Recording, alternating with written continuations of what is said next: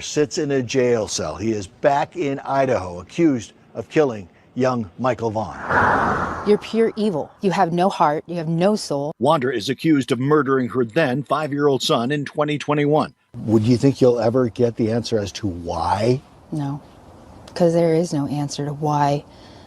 Why would somebody hurt an innocent little boy? What answer could you give? What answer could you possibly give? How scared was he? Did he ask for me? Did he ask for Tyler?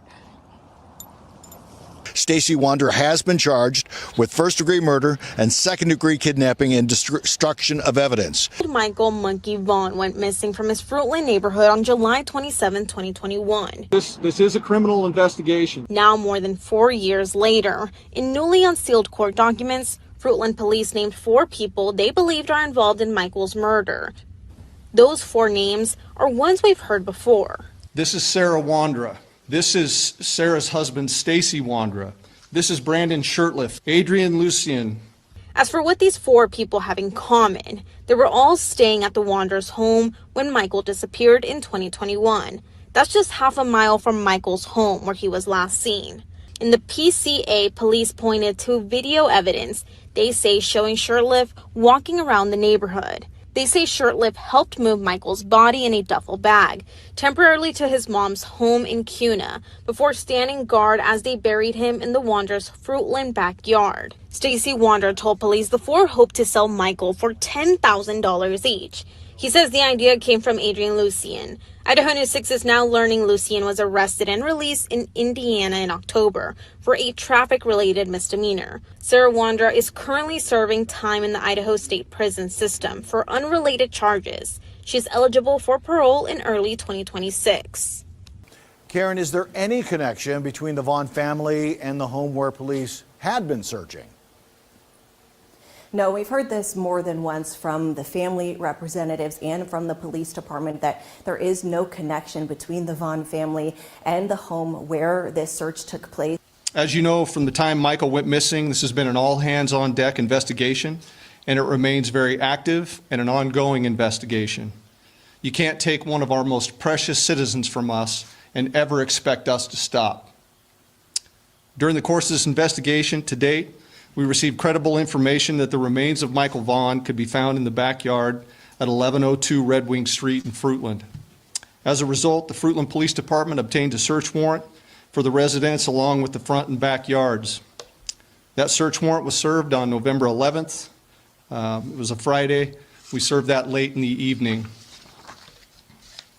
Upon entry, officers encountered Sarah Wondra, one of the known occupants of the home, and Sarah was subsequently arrested based on probable cause that she had knowledge of Michael's death and failed to report that death to law enforcement. The following day, the Fruitland Police Department, joined by the Idaho State Police, the Idaho Mountain Search and Rescue, the Fruitland Fire Department, and the Fruitland Public Works Department, began a very methodical excavation of the backyard of the Wondras' home.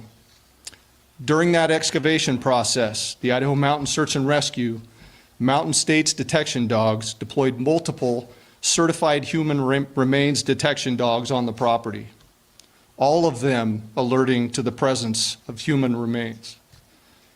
Ground penetrating radar was also used and deployed, detecting anomalies in the backyard. We completed the excavation of the entire backyard and removed over 250 yards of dirt. Prior to backfilling the yard, the dirt was meticulously sifted for any potential human remains. We did not find Michael's remains. Although the remains of Michael Vaughan were not recovered, we strongly believe, based on evidence, that Michael was abducted and is deceased, and that his remains were buried and later moved from the property. As of today, the whereabouts of his remains are unknown. However, the investigation is active, fluid, and ongoing. Once the excavation was complete, we conducted a thorough search of the Wondras' residence. The search was productive, and additional investigative evidence was recovered and is currently being processed. An hour's worth of body camera footage showing Stacey Wondra FaceTiming with detectives and directing to where Monkey's body was buried in his backyard. It's like right under that mound area. It's right under the mound. About where at compared to the trees? A little like right to the right of the trees area. It should be, it should be a garbage bag. Okay, what color is the garbage bag? It would either be white or black. We only had two colors. Is the duct tape still going to be over his mouth? It should be. Okay. I didn't watch to take them off. Okay. So you should have everything intact as it was. He claims he watched the burial happen. Okay. How far down is Michael? I don't know how far she actually dug. And the she he's referring to, that's his wife Sarah, another suspect in the case. Stacey says Adrian, a third suspect, was also there for the burial. Out of 300 homes, police say canines tracked Michael's scent to the home where Stacey, his wife Sarah, and their two roommates Brandon Shurtliff and Adrian Lucien lived. As Joe mentioned, a newly released probable cause affidavit filed in June lays out the interviews following Michael's disappearance. Again, during these initial searches, police say canines tracked Michael's scent to the fence line of the home where Stacey Wondra, his wife Sarah, and their two roommates, Brandon Shurtliff and Adrian Lucien, lived. All four of those individuals have been named people of interest in Michael's disappearance. One of Michael's neighbors told police they saw Michael riding a bike outside of the Wondras' home the day that he disappeared. Another neighbor said they saw that same tricycle at the Wondras' home during a garage sale months before Michael disappeared. The Wondras initially denied any involvement, but then in November of 2022, Stacey asked to meet with investigators. The PCA states Stacey claims he was home the night Michael was allegedly abducted and saw Sarah carrying Michael into the house. Stacey allegedly told police it was Adrian's idea to take a child to sell for money, and they would get a $10,000 cut. Stacey claims Sarah told everyone to, quote, follow her lead. Stacey told investigators they took him to Brandon's mother's home in Kuna that night, where they left Michael overnight. Stacey claims the other three returned to Brandon's mom's house the next day and brought Michael back to the Wanderers' home in Fruitland. Stacey told police Michael was not alive, and Sarah and Adrian buried him in the Wanderers' backyard. 2 days after Stacey's interview with police, they executed a search warrant and excavated the Wanderers' backyard. The affidavit says cadaver dogs alerted to the same area where Stacey told detectives Michael's body was buried, but to this day, Michael has not been found.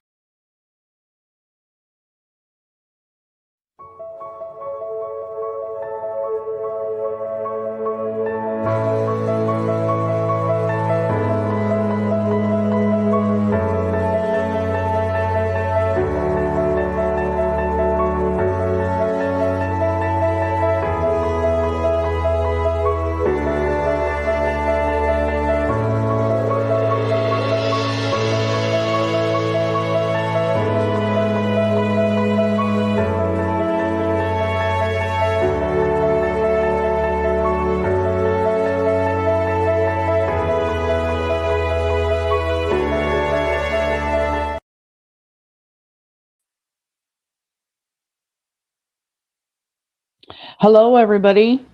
Thank you so much for coming in. Today is July 11th, 2026. My name is Samantha with Missing PNW Crimes Revisited. Welcome, welcome, welcome in. I see so many new people here today. Thank you guys so much for coming in. And Brandi will be with us shortly.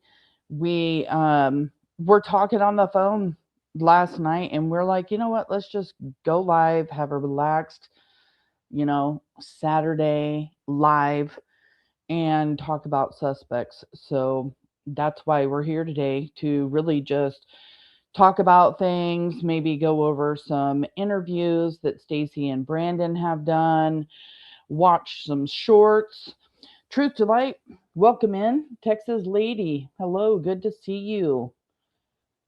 So good to see everybody. Thank you, Flo, so much for being a member for 17 months. It's always so nice to see you. I love you, hon. Thank you so much for being here today. Remain calm. We all need to remain calm, right? Welcome in. I hope everybody is having a great weekend. The sun has finally decided to be a little bit cool today, which is great. Beverly Lawyers in the house. We've got Happy Clappy in the house. Thank you guys so much for coming in. Pretty Assessor is here. Hello, hello. Welcome. Yes, let's bring Michael home. Brandon, where is Michael? KO in the house. Thank you so much for coming. Let me see who else is here.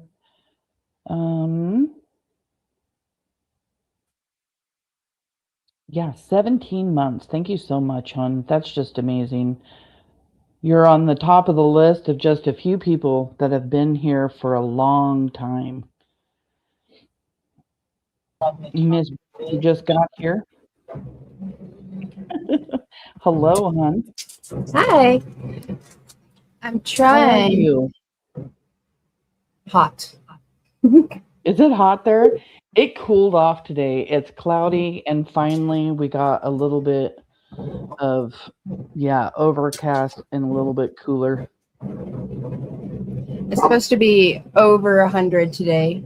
It's supposed to be like 98 the past couple days, but my thermostat said it was 101 yesterday, and what does it say right now? 90 right now. It's only 1 o'clock. Oh my goodness. Wow. Marsha, good to see you. Shadow, good to see you. Oh, hi everybody. Give me just a minute. My earbuds are. No worries. Shannon, good to see you. Thank you so much for being here, my beautiful moderator. We've got Diane here. Thank you guys coming in. Sleuthy Sweetheart. It's great to see everybody. Just Sixth Sense Milia is here. Show Poodles is here. Truth to Light. So good to see so many familiar faces, and it's so good to see new faces because we're here to talk about Michael Joseph Vaughan. And here lately, more and more people are starting to get to know Michael's story. They're learning about him and his abduction. They're learning about the suspects. They've been joining in on my lives. They've been joining in on Brandi's lives. We have both been getting new subscribers. It's absolutely amazing to know that Michael is actually starting to get awareness. When I first started Michael's case, covering it, his case was not getting very much attention. So Michael Joseph Vaughan was abducted on July 27th of 2021. That's not far away from where we are today. Today is July 11th. So in a couple of weeks, it's going to be 5 years since Michael was abducted. We know that there are 4 suspects in Michael's case: Stacey Wondra, Sarah Wondra, Adrian Lucien, and Brandon Shurtliff. Stacey Wondra is going to trial after a judge at a preliminary hearing found probable cause to move forward with that trial. Sarah Wondra is in prison now on unrelated charges, but she will be charged. She will be arrested. She will be taken to Payette County Jail once her sentence is over in prison. They will arrest her in October of 2026. Adrian Lucien is running around like a bum from one homeless shelter to another. Brandon Shurtliff, his ego, he thinks he can do whatever he wants, go wherever he wants, party wherever he wants, and trying to live the life, even though he knows where Michael is, because Michael was once buried in the Wondra's backyard, Sarah and Stacey Wondra's home. And I think you're muted, babe.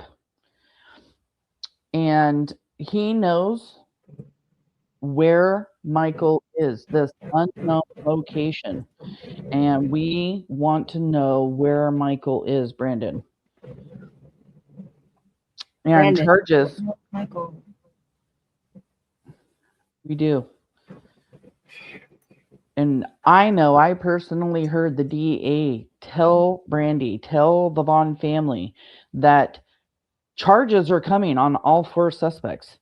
Brandi has been told this multiple times. So the fact that Adrian Lucien and Brandon Shurtliff think that they are going to continue living their lives, well, you're going to live it shortly, because it's coming. It is coming. The arrests are coming. And if you have any information regarding Michael's abduction or murder, any information at all, it doesn't matter if it's rumor, let law enforcement decide whether or not your tip is credible, and call the tip line phone number 208-642-6006, or you can email findmichael@fruitland.org. You can remain anonymous. You can collect reward over $50,000 for any information leading to the whereabouts of Michael Vaughan. And like I said, the 27th of July is right around the corner. It's been almost, we're like right down to the date, 5 years since Michael Vaughan was abducted in Fruitland, Idaho. 1,810 days, Sammy. I don't know how you do it, babe. You know what? To be honest, some days I don't either. I know it's hard. We want Michael home. That's what we want. I know you guys want that more than anything. Exactly.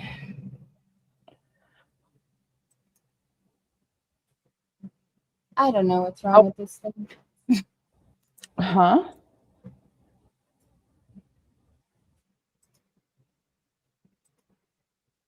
I'm having issues. Oh my goodness. Not that. I hate the technical difficulty stuff. How are you doing today, hun? I'm okay. I'm just feeling, I've been getting more and more anxious. I've been having a hard time keeping my head focused. I did go talk to Mike Duke on Wednesday.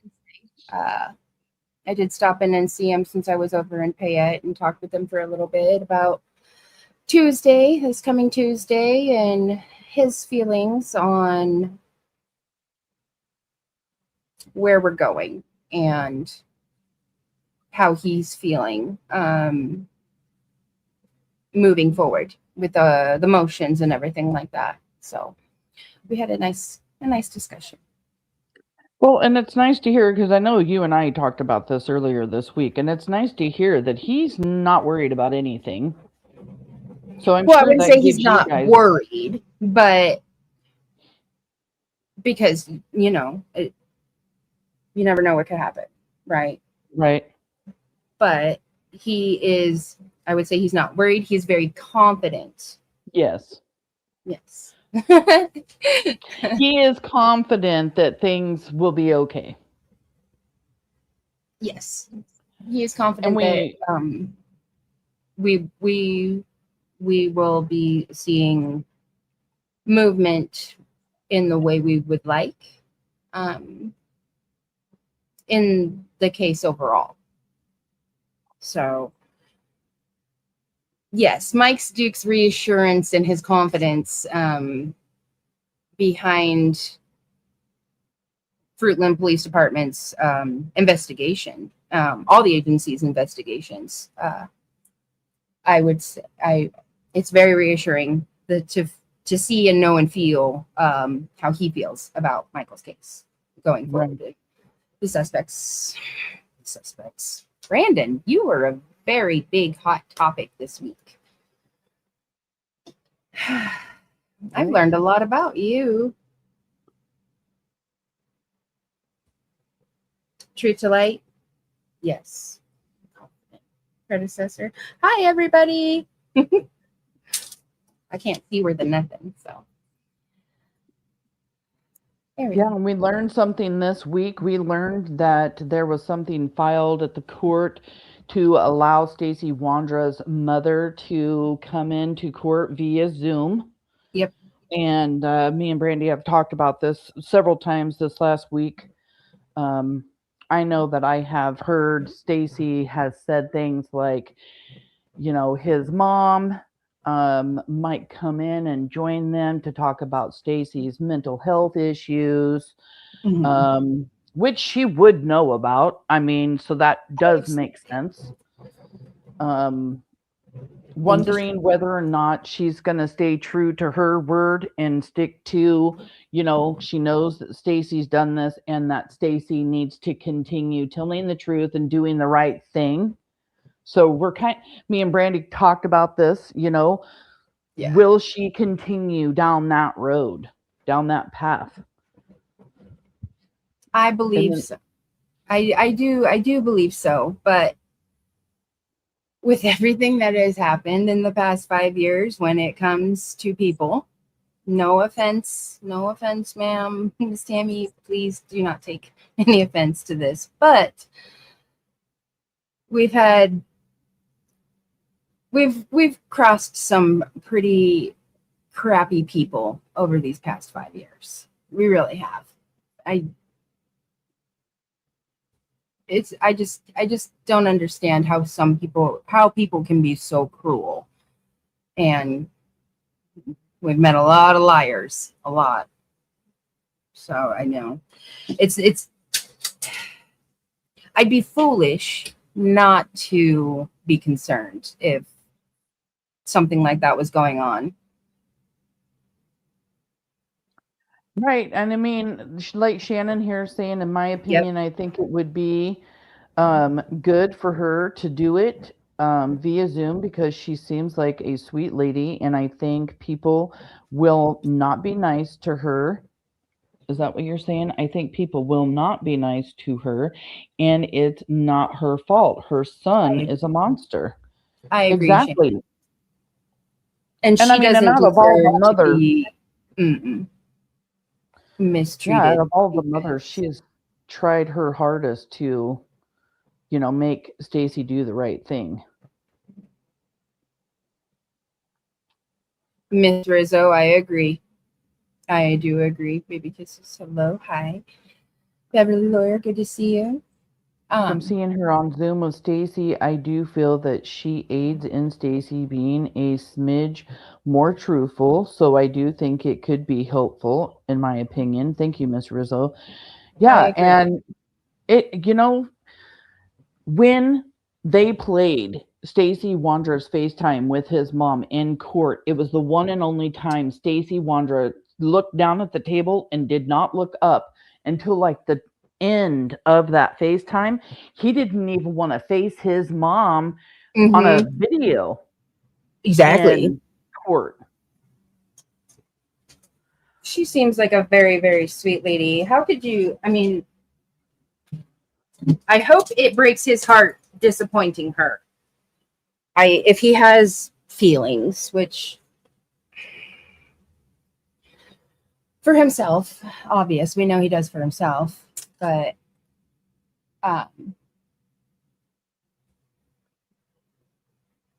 his mama did try. I believe she's a good person, and from what I've heard, she is an incredible woman. She's very kind, and I don't know her personally. These are just things that I have heard about her. So, hi, Cotton Candy, Maui girl, hello, predecessor, Flo.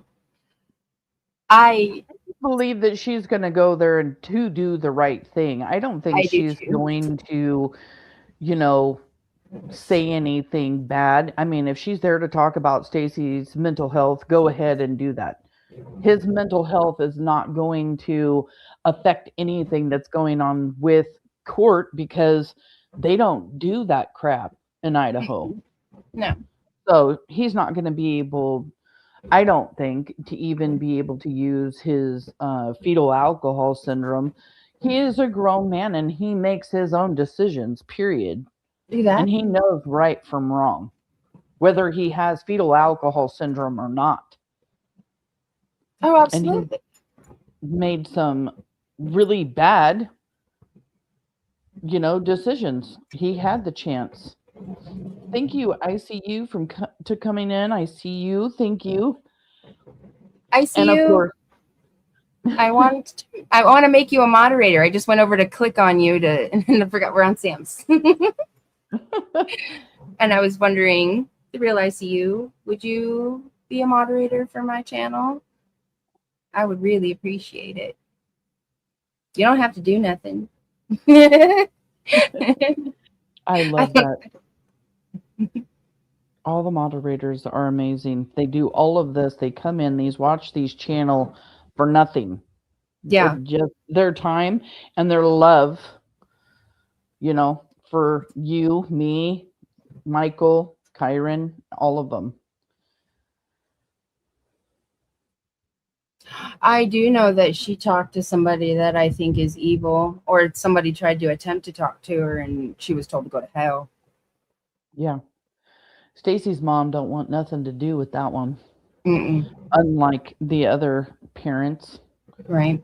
Tina and Kay, that are still communicating with another creator who wants to continue talking to the suspects with her own delusions.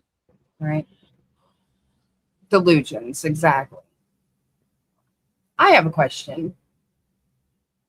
So supposedly you've got all of these big bombshells coming out with court and everything like that, right? Show me proof. What is your proof that you have that these 4 didn't do this? These 4 didn't take Michael and didn't hurt them. Show me the proof. Because if Fruitland Police Department, Idaho State Police, the FBI, the card team, the Payette County Sheriff's Office, how many other agencies, all of the other agencies missed that these 4. Tell me where all of those agencies are missing. Tell me what they're missing. Tell me, show me the proof or a sliver of something that shows that they didn't do this or they're not involved. She can't. There's no receipt. There's none. I hate that word. I don't. You know why? Because I have my friggin' receipts. Exactly. Well, yes. I have my proof. And I do. You know what? YouTube streets, when I first joined, I'd ask everybody, what's receipts? And it's like, oh, well, that's when you can prove something to be. So it's like, hell yeah. I like that because I have my friggin' receipts. I'll show you what I got. ICU said he would be honored to be your moderator. Oh, yay. Thank you. I appreciate that. I really do. And thank you for sharing all of my stuff on Facebook and everything you do. I appreciate it. Everybody, all of you, everyone that's in here, thank you. And I saw, Sam, you were saying hello to some new faces and new names. I saw there's some new faces and names. And to those that I did see, I think it was Show Poodles that said they're new to Michael's case. And yes, baby kisses.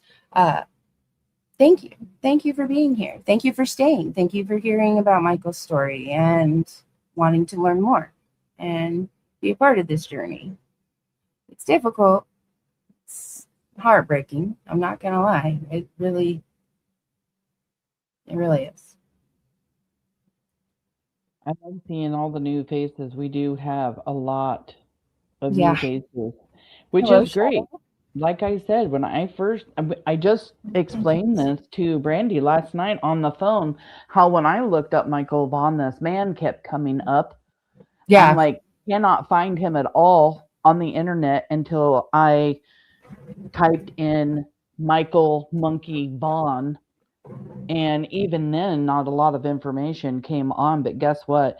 If you Google just Michael Vaughan now, at least in my feed, in my algorithm, lots of information comes up. So we're doing what we set out to do, which was bring out awareness. And you're doing such an amazing job on, your channel now. You're getting lots of views and lots of people are coming over to watch. I'm getting almost double or triple or more on Monkey Monday, which is amazing to see. I love that so much. Spirit Seeker Squad was helping me last night find some information. I passed that along to Brandi. Thank you so much. Yeah, I fell asleep listening to it. Probably shouldn't fall asleep listening to that kind of stuff because, yeah, some of those voices are just not what you want to listen to. Well, it's good. I mean, you are going back and you are rewatching a lot of lives, streams that have been done on Michael. Do you want to explain to everybody why you've recently been really looking at all of those things? Well, with trial coming up and everything, one, I don't drink anymore, so I can remember things a lot better. I'm not in a complete downward spiral. I'm getting my memory back, so I really don't remember anything of 2025. I can tell you things that happened.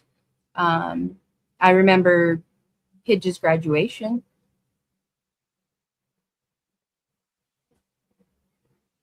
Yeah, there's there's different things. My brain's really messed up now. I have brain damage. And I don't remember a lot of last year and a lot of 2024. So it's kind of been just bits and pieces of information that you remember and stuff, and now you're kind of watching all this stuff to really get a grasp on things that have happened, things that have been said, what suspects have said. I mean, you've even been rewatching All My Lives. So, I mean, you're everywhere. But I love that because you're refreshing yourself on everything. But of course, take care of you. And well, yeah, and then and then we've had the preliminary the preliminary hearing, and then the probable cause affidavit. So those things, on top of everything that has been said and done before with the suspects, kind of putting all of that together now and trying to possibly think of where they could have taken Michael now. So it's important for me to make sure I'm very sharp on everything that has happened. So yeah, that's where I'm at. I know that talking about Stacey's mom, we know that they're going to try getting her FaceTime thrown out too, because detectives did ask, I believe detectives asked her to talk to Stacey, and they're using that as the excuse and the reason to get rid of that. So we've got 4 days to the 14th, right? 4 days? It's Tuesday, Tuesday morning. Yeah. You'll be in court at 9 a.m. on Tuesday, and Brandi will give everybody an update depending on how long the day is, either the day of on her channel or my channel, or on Wednesday, her channel, my channel. But keep an eye out, everybody. Make sure you're clicking notifications. If one of the moderators could share Brandi's channel in chat, I would really appreciate that. That way, if you're new here and you want to go over to Brandi's channel and subscribe and watch and follow, she is doing Monkey Monday every Monday, where she just talks about updates, talks about Monkey, talks about suspects, and it's just to help bring awareness for Monkey. And yeah, today was just kind of a spur of the moment. Hey, let's just visit and chat, relax, and go over bull crap. Yeah, exactly. Let's remind ourselves again of why these. Thank you, Sarah, for putting that up. Here it is in chat. Thank you, Lyard, for being here. Thank you so much. Nice to see you, hon.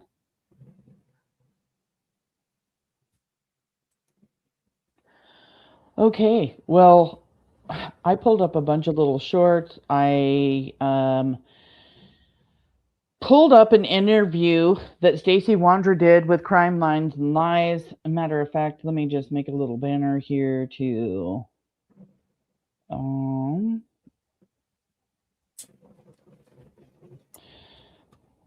make sure she gets the credit. Oh, that's right. I still got to go back and do that with yours as well. Thank you, True Crime Junkie. Missing persons around the world. Good to see you, my friend. Texas lady. Thank you. Thank you, Little Red. Good to see you. Okay, so we're gonna show credit. Oh, wow, that's so big. Can I change that? Yeah, you're going to have to teach me how to do the drop the link and everything so I can start doing that. Right.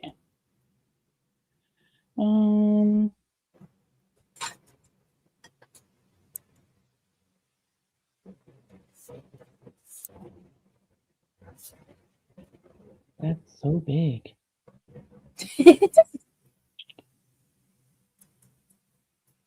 I don't know how to change that right now. What the heck? Let me just see if I can do it here.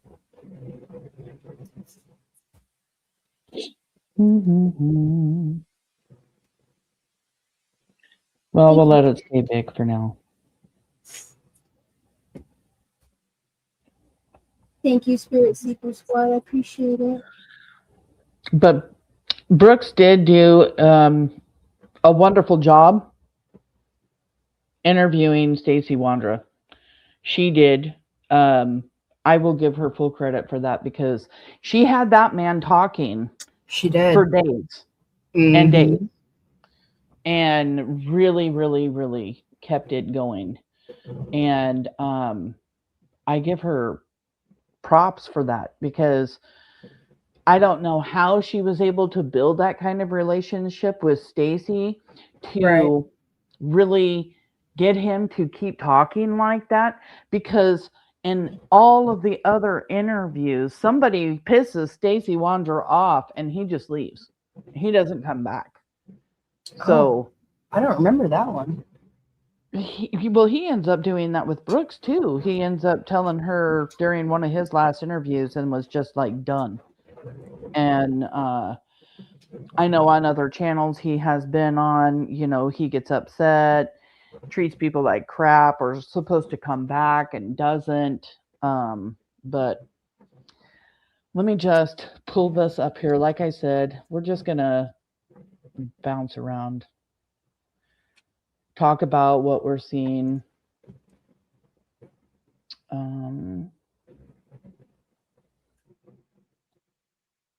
I picked part 3. Don't know why I picked part 3. She did 3 interviews with him, and I think it's because I've already listened to the majority of these within the last couple of weeks, and this one in particular was the one that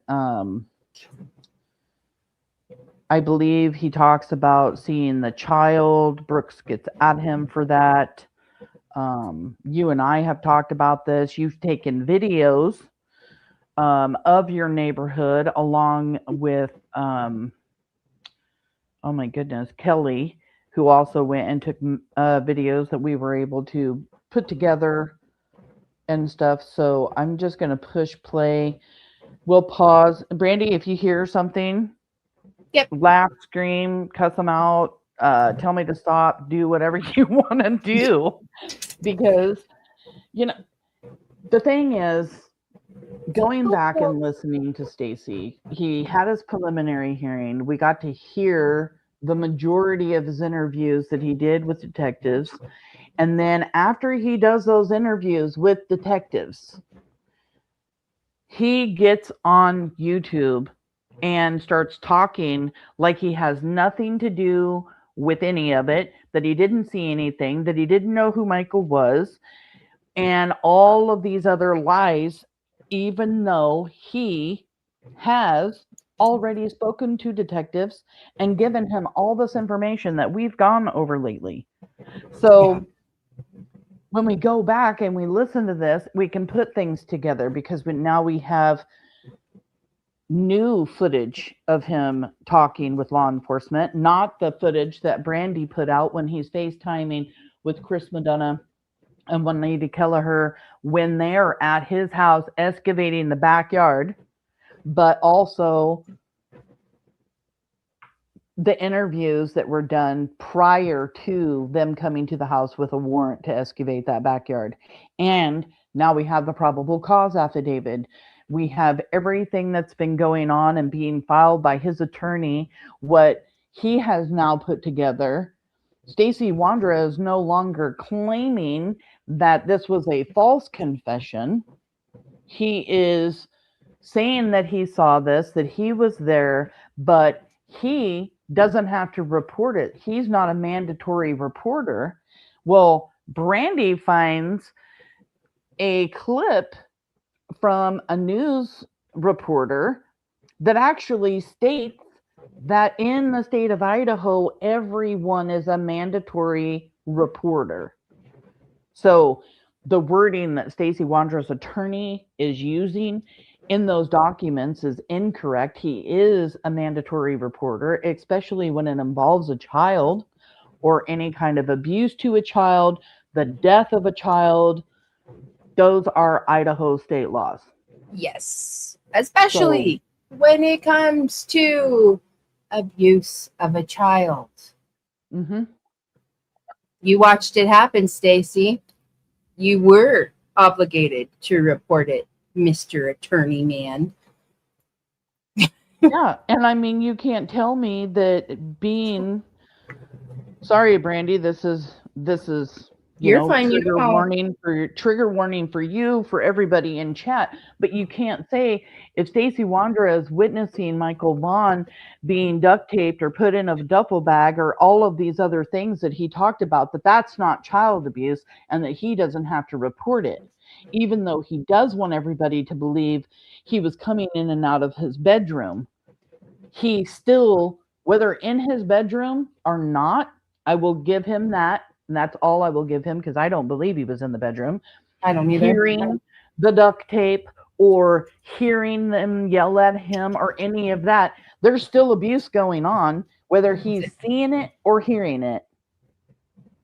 So that makes him mandatory reporter to report this law enforcement. He chose not to do that. But going over these interviews, hearing what he's saying, it's sickening, it's disgusting, Yeah. And then I'm watching some live last night where I'm actually hearing that this other creator told Stacey Wondra to lie and say that it was a false confession. And I don't know whether I want to believe her or somebody else. But I mean, if that's true at all, who does that? Who would do that? We will get to see. And if all of the phone calls don't come out, during trial, which I'm doubt that's, we do know that all of Stacey's phone calls from when he's been incarcerated have been subpoenaed. So we will all get to hear all of that. And it'll be hopefully used, well, what I can use in the civil suits as well. Right. And like Zane is saying here, since when are people present for a crime and don't report it acquitted? I know someone who was present for a murder but was not involved and she still got 15 years. Exactly. But if you hear something, my caption is on, so if you hear anything, right back. I'm gonna go grab Puppy a treat.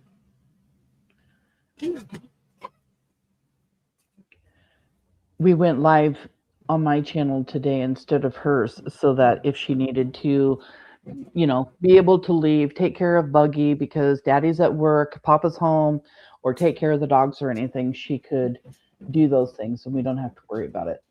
Here we go. Anybody from Arkansas that stayed there at one time? Okay. Our friend Stephanie said, Brooks, if you talk to him again, can you ask him about the crawl space in their bedroom? According to Brandon, they left it open for some reason. It sounded creepy to me. Now, I'm not so much interested in the location of the crawl space. I mean, according to Brandon, and you've cleared up the location, but why was he fixated on the crawl space? That's a great question. I want to know the same thing. Because what I know is that there is really nothing in that crawl space beside the empty chemicals. Okay, well, what about the stink he said that was coming out of it, the cat piss? No, there was never, cats never went down there. We kept that locked all the time.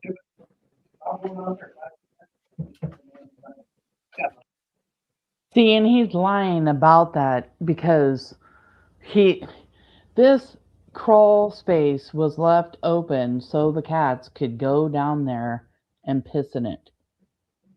That is 1000% true. Like, Brandon does not make sense with any of the stories. There was never cats in there at all.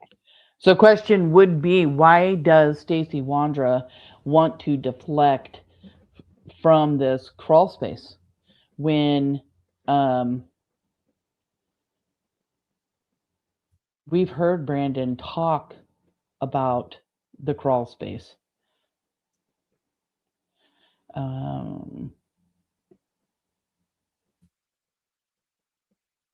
I want to play a clip from this.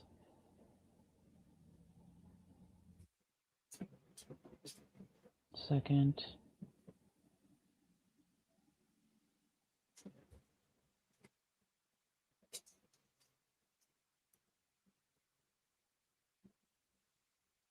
Yeah. Inside the Wander house, what does it look like inside there?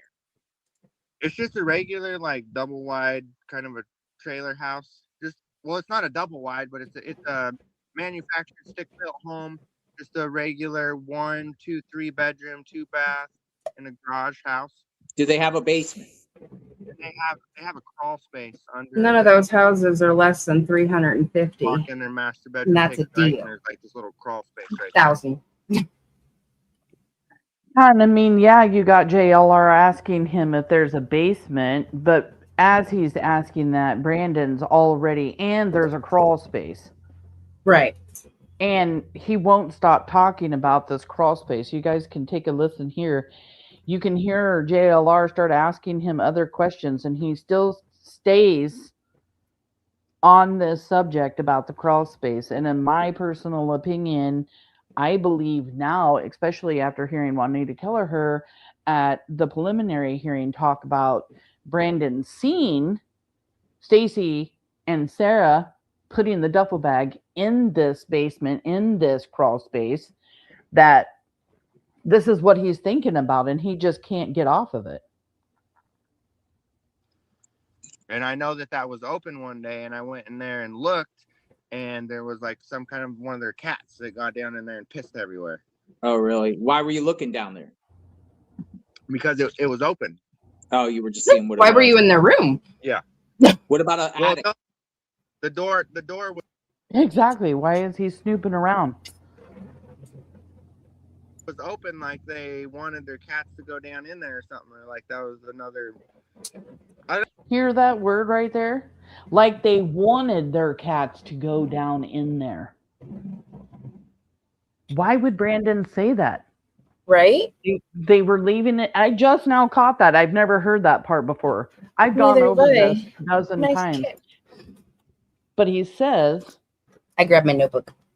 It's like they wanted their cats to go down in there. If you got your notebook, this is, let's see, it looks like it's around 38 minutes, 35 seconds. So 38, 35. It's like they wanted their cats to go down in there. It's almost like he's trying to tell us something without telling us something. Right. Because why would they want their cats to go down in there. Why is he giving leakage like that? Because we know dogs did not hit down there, and we know that cat piss, cat urine smells like ammonia and can throw off a dog's scent. Wow, it's like they wanted their cats to go down in. I want to see exactly what he said again. I'm going to rewind just a little bit to see. Well, no, the door was open, like they wanted their cats to go down in there or something. Or like their door was open, like they wanted their cats to go down in there or something like that. that was another. I don't know. I went in their bed. Oh, did you see how nervous he got too? Oh, and then he shakes his head a little bit, and then I don't know. I just went. It's like he gave the information up. It was like they wanted to let their cats down in there or something. Like he knows for sure that that's why they had that open. He realizes he just gave leakage and instantly wants to change the subject. And I believe he still even keeps crawling about or talking about the crawl space. Yeah. Bedroom and looked to the right one day, and then that thing was open. Their basement crawl space door. Where's it at in their bedroom? Under their bed? Is it noticeable? Is it hidden? It's kind of, you go in their bedroom and then you go straight into their master bedroom. There's a shower on the left, and then right when you turn to the right, there's just like this little hatch door that opens. But if someone just you could see the hatch from the wall, or you could tell something's there. I mean, is it hidden? It's cut into the carpet, so it's like just a big piece of carpet with like a little square kind of cut out on two sides, and then it comes open. Do they have a attic? No, sir. I don't think they do. Is their house? What at the time you were there? Was it all dirty, messy, clean? For the most part, it was pretty messy. I think I saw a photo of you sleeping on the couch. Yeah, that's pretty much the main spot where I hung out, is just answered phone. There's pictures of him actually sleeping on that couch. Where was it? Hi, Dukes. Hope you're doing well, honey. Same prayers. Lil Red. Yes, I know.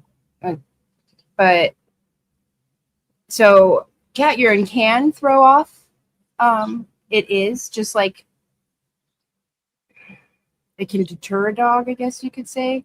But yes, because it smells like ammonia. Yeah, it's very strong. They also had charcoal. A lot of it in the closet. Right next to the bedroom where the crawl space was. And it wasn't your barbecue type of charcoal. It was a specific type of charcoal. And if you look it up on Google, like I have, like Brandi has, and you ask what the one thing you can use to get rid of the scent of death, the number one thing that pops up is charcoal. The very number one thing that pops up. And like Brandi's saying, it's a very specific kind of charcoal. I wanted to, I don't want to invite guests. That's not what I want to do. Share my screen and let everybody else hear this. Let's see. Here, I'll pause while I'm not, or mute.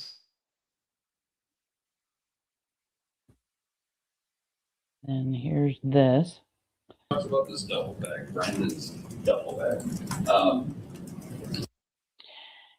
So we're talking about this crawl space, and this is a clip from the preliminary hearing. And Brandon, if you're watching, like, why don't you go in and talk to law enforcement, tell them where Michael is. But I've got a question for you. You denied to me when I spoke to you having anything to do with Michael, knowing anything having to do with his abduction or murder or anything, but yet you say things to Juanita that blow my mind. And that proves that you have knowledge of everything when you hear Juanita talk about this. He talks about this duffel bag, Brandon's duffel bag. He says he couldn't really see where Brandon put it, but he always carries it. Did you describe that duffel bag in any more detail? Yes, he said it was either an orange or a red in color. You've investigated Brandon as part of this case, right? Yes, sir. Have you ever located an orange or red duffel bag? Brandon said that he has a red marble duffel bag and then asked if I had found it yet. Have you found it? No, sir, I have not. So there you have Brandon Shurtliff asking, or first telling Juanita Kelleher he has a red Marlboro duffel bag after Stacey Wondra says he knows that Brandon's duffel bag was either orange or red, and then proceeds to ask Juanita Kelleher if she had found it.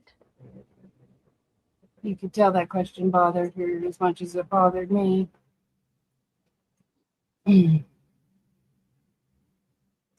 My thing is, if we did find it, Mr. Jackass, we would not be sitting there.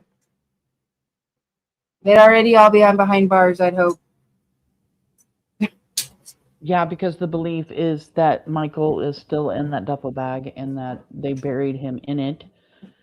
My thing is, what suspects has the balls big enough to ask a detective if they had found that duffel bag yet?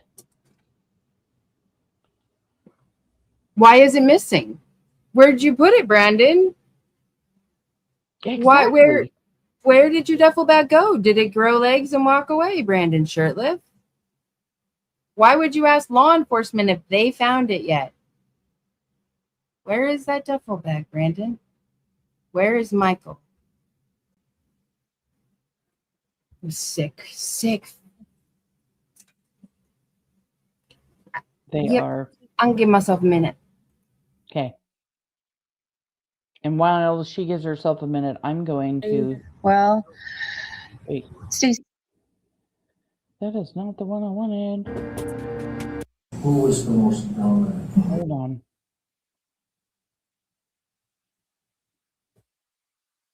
Why does it keep doing that? Yes. Why did Brandon claim that he... Okay, so it will allow me to change here real quick. So this is something I want Brandon and everybody else to pay close attention, because this also has to do with his duffel bag. Because Brandon talks more about the duffel bag to Juanita Kelleher, even though he denies having any involvement, and yet still getting support from his family, his mother, and grandmother. And it makes no sense because he's talking to detectives and giving them information.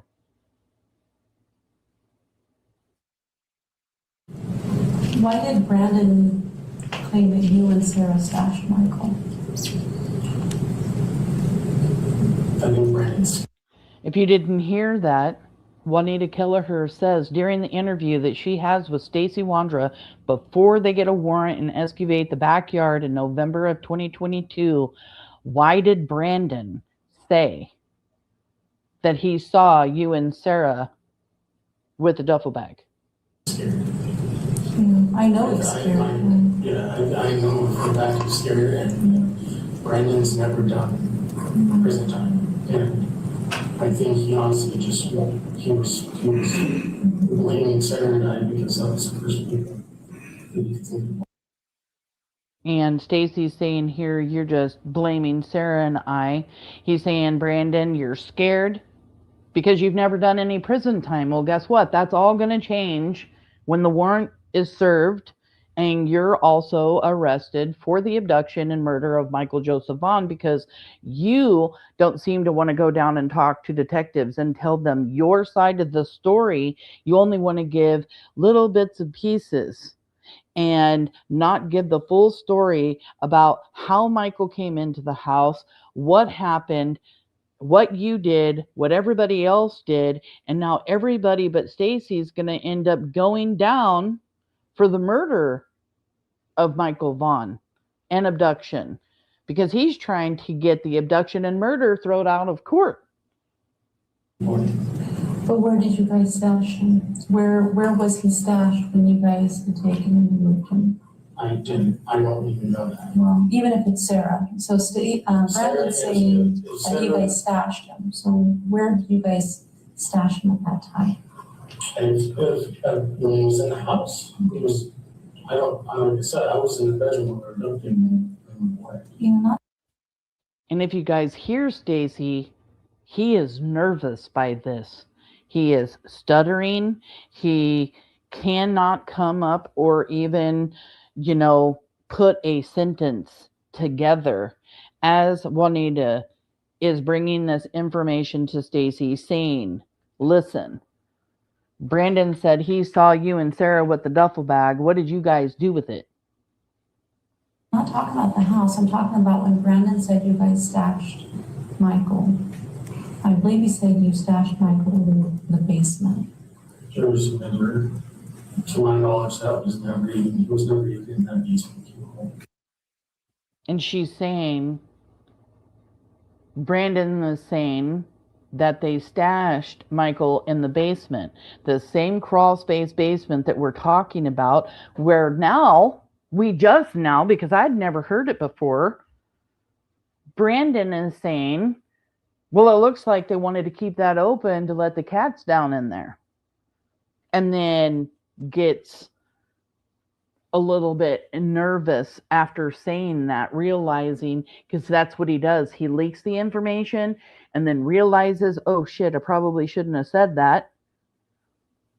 This is the same basement, same crawl space that these cats were going down into, that absolutely does keep the dogs, and I'm not going to say 100% from smelling it, but it can throw a dog's scent off to where they cannot give their final alert. Yes. The only thing that I remember me ever opening that cubicle in the basement is to put that Savage box down there. Okay. Because I didn't want him on that right off the bat. Okay. Any other places, any other basements that Brandon could be talking about? Not to my knowledge. I mean, he's probably got a piece at his house.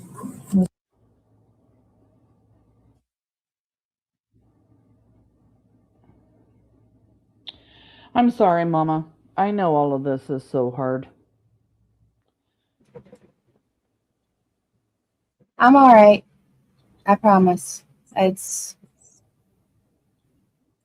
when we do stuff like this, I think, I'm fine. I'm doing okay. But then like the next day, I feel like I've been hit by a bus.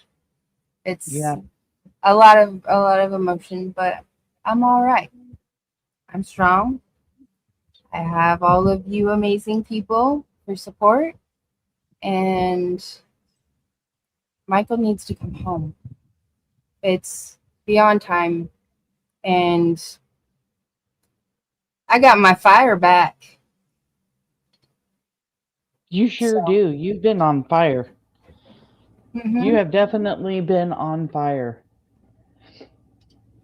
So, let's do this. That's right. Hi, Tayo. I know that everybody worries so much about Brandi when she's doing these lives, but I promise you guys, I check on her regularly to make sure that what I do, and it was her idea, hey, let's go live. So yes. Always making sure you're okay. Anna Lisette, yes, I know, yes. And, I think they've been underestimating what they're telling us that our heat's going to be. I swear when they say I always say from what the news tells us, I always go 5 degrees hotter during the summer and 5 degrees colder during the winter. Right. You guys get a very, very hot summer, though. I don't know how you guys deal with all of the over the 100-degree days. We don't get many of them. We do get them here, but not days and days and days and days. Oh, I remember. Oh, I always forget. I remember, but I forget. You used to live Yeah. here. And I live way farther north too, so. Yeah, and I bet you the weather was way more bipolar up there on Whimby Island. Being right there off of the coast. It very much was. If you hear anything, let me know. Okay. Our friend Ilyanka, she had to leave because we were a little bit late. You've been sick, right? You were in the hospital 2 times yesterday. I was. Correct. Ilyanka wants to know more about the dig marks in the backyard, because at one point you said that the lawn was perfectly manicured, and then you mentioned the dig marks from Oakley. Yeah. Well, there's a difference between cutting a line with a shovel. You're going to speak up. Sorry, it's muffled. There's a difference between cutting a line with a shovel and having a dog dig in one spot. A dog will not leave a straight line or a semi-crooked line when digging. A dog digs in one spot and digs with both of their paws and digs the dirt backwards between their legs. But as their dog is digging in all of these different spots, I had tried to explain scent pools, described to me by Julie Gibson when we were messaging each other back. There's lots of different reasons that scent pools can exist. You can have people walking in the backyard that take scent from one side of the yard, puts it in other places of the yard. The dog digging, for instance, in different spots in the yard could also be causing scent pools to be in several different locations, all explaining why 2 different cadaver dogs could possibly hit in 2 different locations, like in the Wandra's backyard, and because the dirt was excavated and moved around, that causes even more scent pools, which explains how the cadaver dogs could hit in 2 different locations. You have one given a final alert on the box underneath the kitchen window, and then one over by the 3 trees, which is where Stacey Wondra said and told detectives that Michael was buried, right, by Adrian and Sarah. And here he's trying very hard not to bring too much attention to the fact that his dog's digging in multiple places in this backyard. There's a difference between drag marks and or dig marks and drag marks, shovel marks. Drag marks. Okay. You hear that? Yeah, and I mean, we're not. Yeah, what does drag marks mean? Like the dog's dragging something through the yard? Right? No. Why would you say something like that? I mean,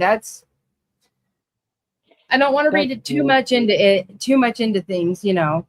I'm trying to but keep that is a weird way to describe what a dog, a weird way to describe how it would look if a dog was digging, because how it would look was a hole in the ground. Yeah. Yeah. Yeah, that's Not looking for landscaping advice. She wondered if somebody might have taken advantage of a hole that had already been dug by the puppy. No, because that puppy did not dig a big hole. It was literally maybe I don't know, it wasn't very big at all. I mean, it was like a typical dog digging hole. But also, let's not forget that J.D. Huff, when he does do that one press conference where he's talking about Michael being buried in that backyard, that they used the machine and detected anomalies in the backyard, which means dirt that, so if you start digging in one area, that dirt is then moved. It's not, and even when you fill a hole back up, the dirt isn't compacted anymore. It leaves a lot of oxygen. It still leaves loose dirt. And when they're taking in that, why can't I remember the name of that machine that looks down into the ground? The ground penetrating radar. Thank you. Yeah. Yes, when they're using that ground penetrating radar, J.D. Huff says they found anomalies. Yes. Well, that's a huge thing because a dog digs a hole, even if it's a big hole, little hole, or whatever. It seems to me that that was important enough for J.D. Huff to mention, which to me, how big of an area was the anomalies that they found? How deep was the dirt, disturbed? Because that's what it means. The dirt was disturbed. And they are using that before they start excavating. Yep. And they used that in the neighbors' yards as well, and the Starkeys' yards, and there were no anomalies. The only place that was in the Wondras. And no other scent dogs or cadaver dogs hit anywhere else out of 300 homes except for the Wondras house. Exactly. In that entire neighborhood. Yep.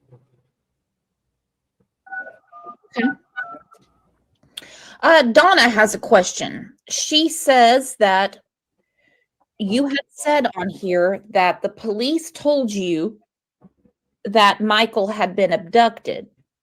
Now, this was early on in the investigation. What was your reaction that they used the word abducted as opposed to there is a missing child?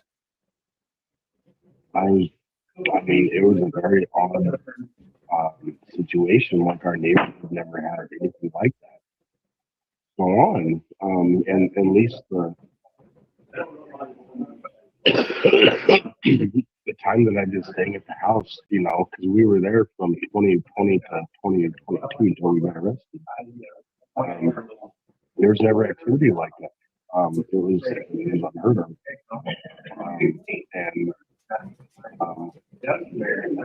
I just thought it was very odd that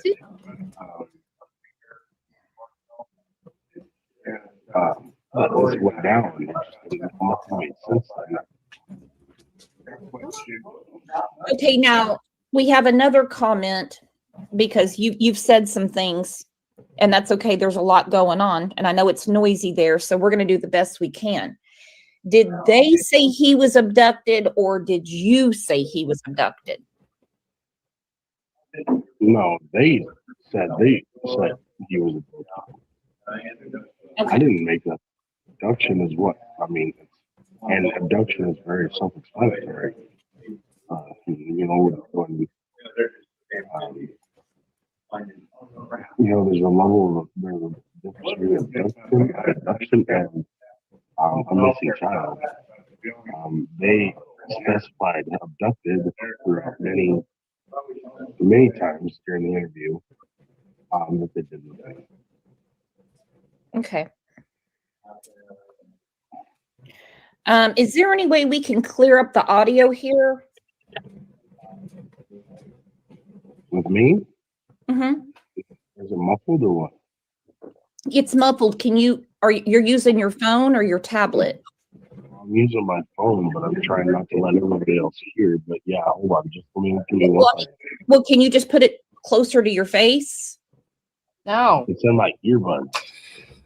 Oh, okay. Hold on a second. I'll just do it on the phone. Yes, he does, Shannon.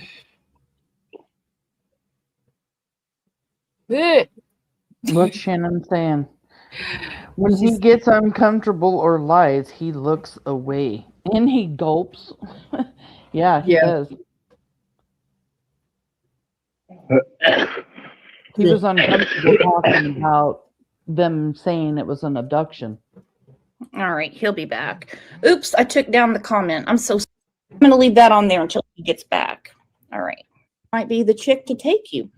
She said, have you ever seen Michael prior to his abduction or anyone in their house?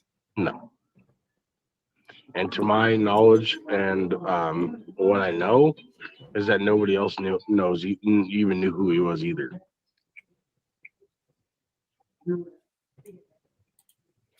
Okay. Liar. Another user said the sun goes down around 9 p.m. in July in Fruitland. Facts. Brandon said it was dark, and that is. What was he lying about there? That anybody else knew? So there's been a lot of it gets dark around 5 or 6 o'clock at night in Fruitland during that time of year. Yeah, no. So no, So I remember looking it up, and in July it doesn't get dark there till after or a little before 9:30, right? Yep. And it was Stacey himself that said that it was getting dark at like 6 something or 5 something. Yeah. During another, maybe it was in this one or another one that he did. I can't remember the one he did. Yeah. Which one he did that one in, but I do know that he stated that it was getting close to dark. What the hell are you talking about? Yeah, it was why he it got was close to Carson's 10 truck. last night. Yeah. I mean, it's not getting dark here till 9:30 at least, or a little more, little after. Yeah. With the light bar. No, the sun, and I don't know where they're getting 9 o'clock that the sun goes down. It starts getting dark about. It was an odd day. Like, it wasn't light out when we got back. It was dark. Okay. Well, yeah, it would have just been getting dark after 11. Yeah, and what was odd about the day? Why was it an odd day? Why did he call that an odd day? Yeah. Why was it so odd? I thought you just went and did some taxi rides and just hung out, towed Brandon's car, Yeah, and it was over 100 degrees and sunny outside. It wasn't like it was dim and gloomy and cloudy. So he makes this other comment about, it not being very light outside. Right. And what time did you leave to go tow the truck? About 5:30. Okay. Lie. 7:08 seen on CCTV. But we didn't get back till 9:30 or 10. So that would make sense that it was dark out when we got back. Yes. Okay, there we go. We had an email yesterday. Barbara wants to know. She said, please ask Stacey, 1, are you single? Ew. Oh, no. I have a question for you, Brandi, because I've never asked you this. So, what was going on in your life? What were you guys doing, like, when Brooks was interviewing Stacey Wondra? What was I doing? Yeah, I mean, you knew that she was interviewing him, right? Oh, yeah. So you were probably watching it. I was either watching it or headed to the police department. Were you ever showing up in chat and saying anything or trying to get up on panel with Brooks when he was doing this, or you just letting her do her thing? I was just letting her do her thing. No, okay. I didn't. I did not want to scare him away. I wanted to see what he would say. Yeah, no, I didn't. Yeah, when he came into your chat, when I said, yeah, if he comes up, I'll go up, kind of thing. That was throwing something out there to see if it sticks. Not expecting him to be like, okay, I'm coming. Yeah. I know I wasn't expecting it at all. I know Yeah. that you and I talked last night. Here I am having a live, and my original live was on all the RSOs. And for those of you guys that don't know, registered sex offenders that are connected to Stacey, Adrian, Brandon, and Sarah. And there's well over 20 something. And at the time, I believe I was going over like 17. But all of these RSOs, that is what I'm talking about. And I'm showing my receipts. I'm showing the proof that they're all connected to these people. And here comes Stacey Wondra. He didn't like me talking about that. And then when he does get up on panel, mentions that, none of my charges have ever been for S offending. Yeah. It's all been, which we all thought was weird. So weird that Deception Detective even got a hold of me and was like, Sam, can I clip that and go over it? Because he thought that was leakage too. Yeah. Because why out of somewhere is Stacey Wondra mentioning S assault when you and I, nobody in chat, nobody said anything about that at all, and he brings it up himself. Yeah. And the entire live was on RSOs. Right. So guilty conscience? Yeah. Guilty I mean, how conscience many or- other lives had been done about him prior to that one, and that's the one he decides to pop into? Yeah.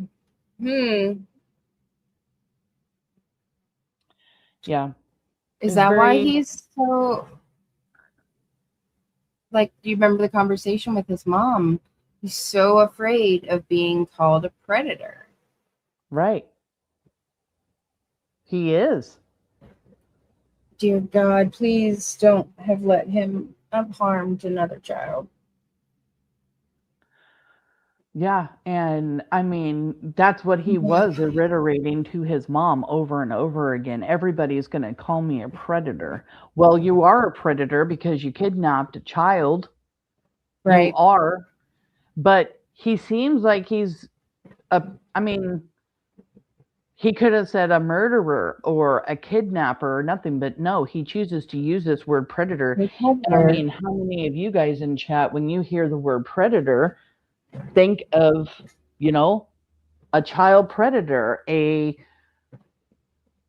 I would think more along the lines of abuse than I would think as a kidnapper, And it was very disturbing for me because I was there when you did your Monkey Monday, and I'm watching it, and you're going over the interview that you did with Stacey Wondra, and he does out of nowhere says, none of my charges are for S assault. And then I don't know what it was throughout the week because I just kept thinking about that interview. I even went back and re-listened to it and more things. You even said you caught some things, but it was then that it dawned on me, oh my God, this entire live before he shows up is about RSOs, offenders. And every single one of those RSOs that I went over was for very graphic, disturbing S assaults on children. None of those were for any kind of other kind of S assault. Those were all RSOs that had to register because their offenses had something to do with children. And here's Stacey Wondra in chat. And how long was he there watching before he starts talking? But something that I said triggered him, because that's why he showed up in chat. Spirit Seeker Squad, when you do, I would absolutely love if you would share that with me, or Samantha. However, no rush. You know, I know you're busy lady. I don't necessarily need it, but I would like to have it, just especially if it was deleted. What does he say? The live where Stacey said a GUN was never used, was deleted or hidden, but I recorded it. I know I have it somewhere. Remember, Yeah. I remember, because doesn't he specifically say that he is trained in hand-to-hand combat or some BS? You know what? Let me take a second. I want to look at something because you saying, I remember it now. Yeah. Spirit, because I of think the I shared that or clipped something Max like boy. that when Spirit Seeker went over it. Actually, let me see if I can find it. He said the firearm was never. Yeah, he never said a firearm was used. Yep. He never. I remember him never saying that, and because he was so gung ho and proud about himself, because he thinks he's a fighter, I guess. Yeah. He's a big Billy badass. No. Oh, I found it. Spirit Seeker Squad. Thank you for bringing this up. I'm going to pull it up and pause it real quick. Where did it go? Angie, baby, hello. Good evening or good afternoon. I didn't sleep worth a damn last night. I'm sorry. Ow. It's the hot and the cold and the hot, you know. It is what it is. It's well, and then I started listening to stuff you sent me, because I was trying to remember the one thing that I wanted to listen to. So, hello, Cinderella. Well, you started talking to me about the different timelines, the different places, where they went and everything. Yeah. And my brain instantly, I mean, you saw how long my text was.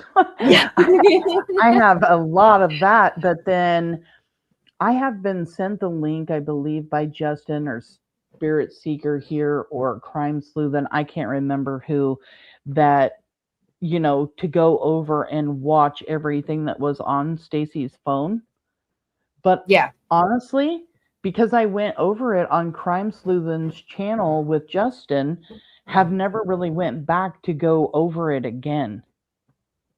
So, yeah. Well, and a lot of times, a lot of these lives too, I was paying attention to what was in chat, because as we know, they like to pop up in chats. So I've been trying to go back through everything.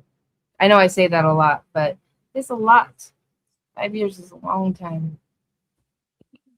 And you know, trying to remember everything when you weren't really all there, not with the medications, not with how sick you were or anything else. Like, it was difficult for you to, even if you did see it, remember it and comprehend it. So, and we understand that. Comprehension was a big thing.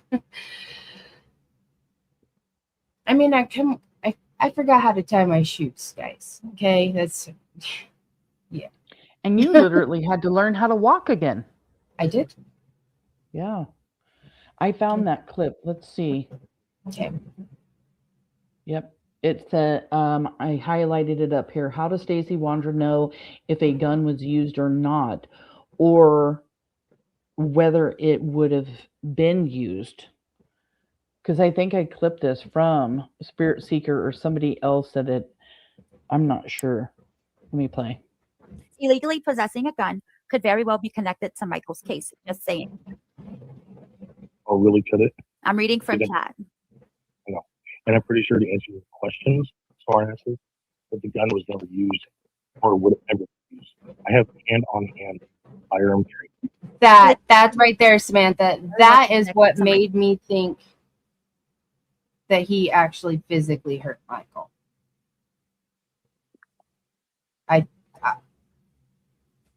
I remember that. When he said the hand-to-hand, that's what triggered me, because that's where I thought,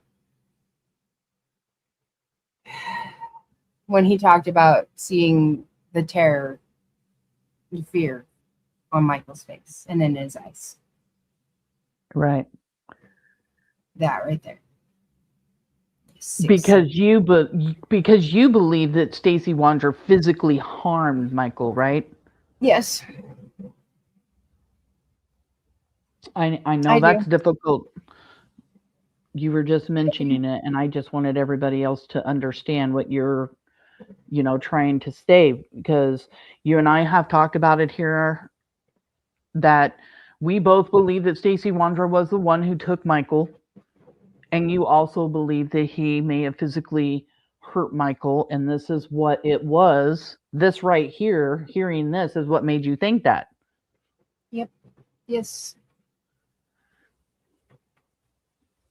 His cockiness here. I just want to rewind because I want to hear this again. It pisses me off. This hand-to-hand combat. He talks like he's been in like a war zone or something. Right? He Like, talks what the like he's hell? used a lot of lingo that somebody that has been in the military would use. I have noticed. And I would know. Trust Right. me. And I mean, I was even told at one time by somebody, I'm not going to say who they are, but at the preliminary hearing, that somebody came to them and told them that they saw Stacey Wondra in a hunting group on Facebook. Mm-hmm.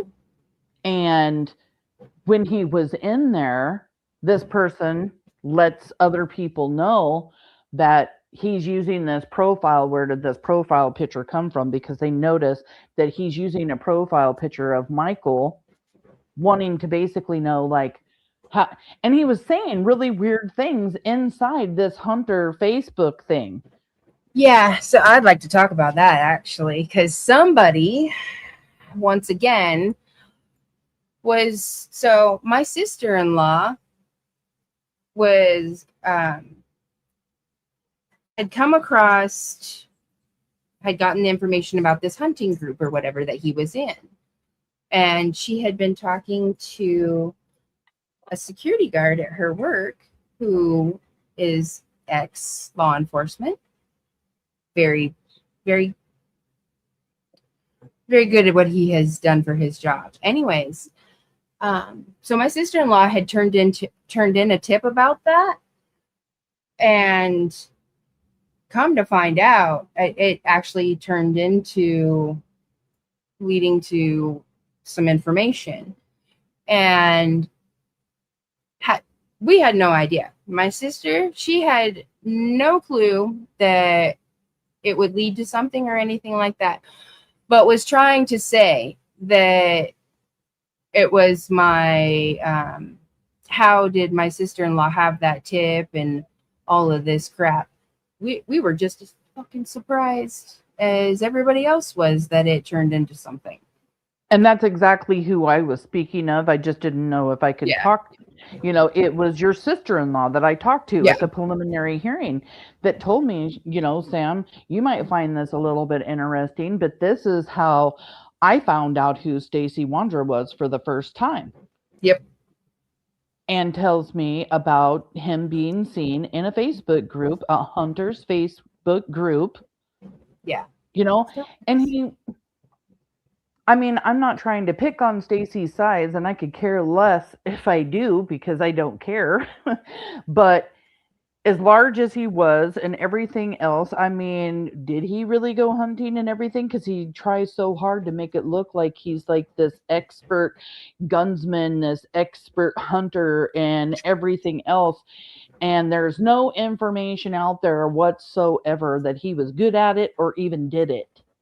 Yeah. Not even pictures when you stalk his Facebook group shows him hunting in any way, shape, or form. Nothing. Well, the only person that actually talked about it was Brandon.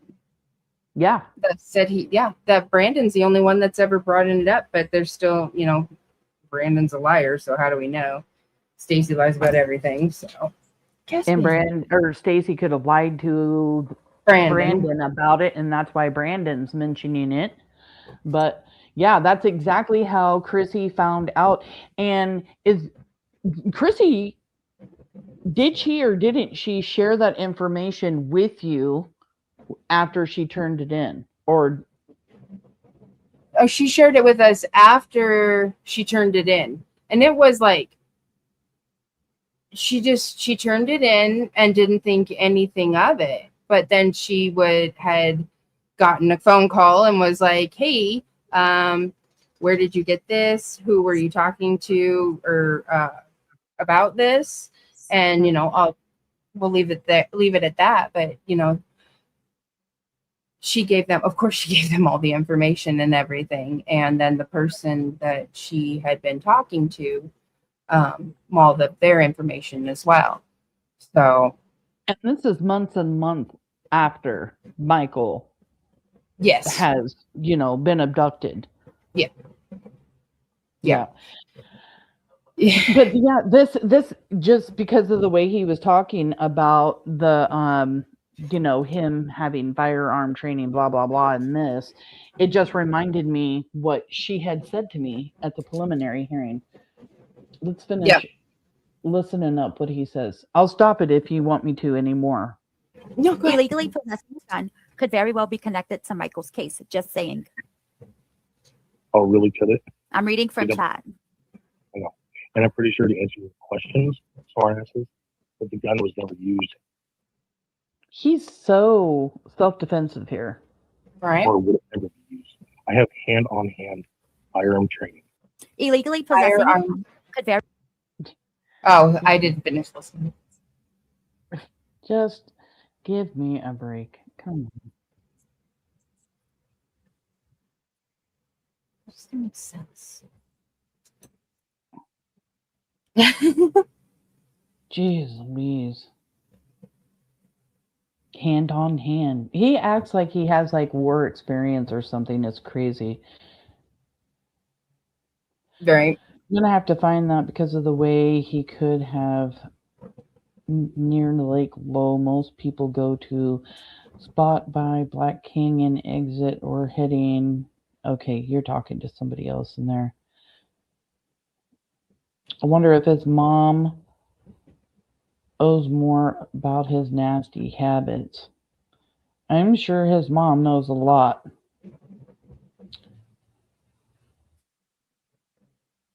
Let's not forget that he was a bull rider. Oh gosh, I got my nuts crushed by a bull. On that, every time I hear that, all I hear is Josh's voice. Oh goodness. I'll never be able to unhear it, and I love it because it makes me smile. I'm gonna have that stuck in my head now all day. He I need to says figure I out knew how to that make would make it. you laugh. I know.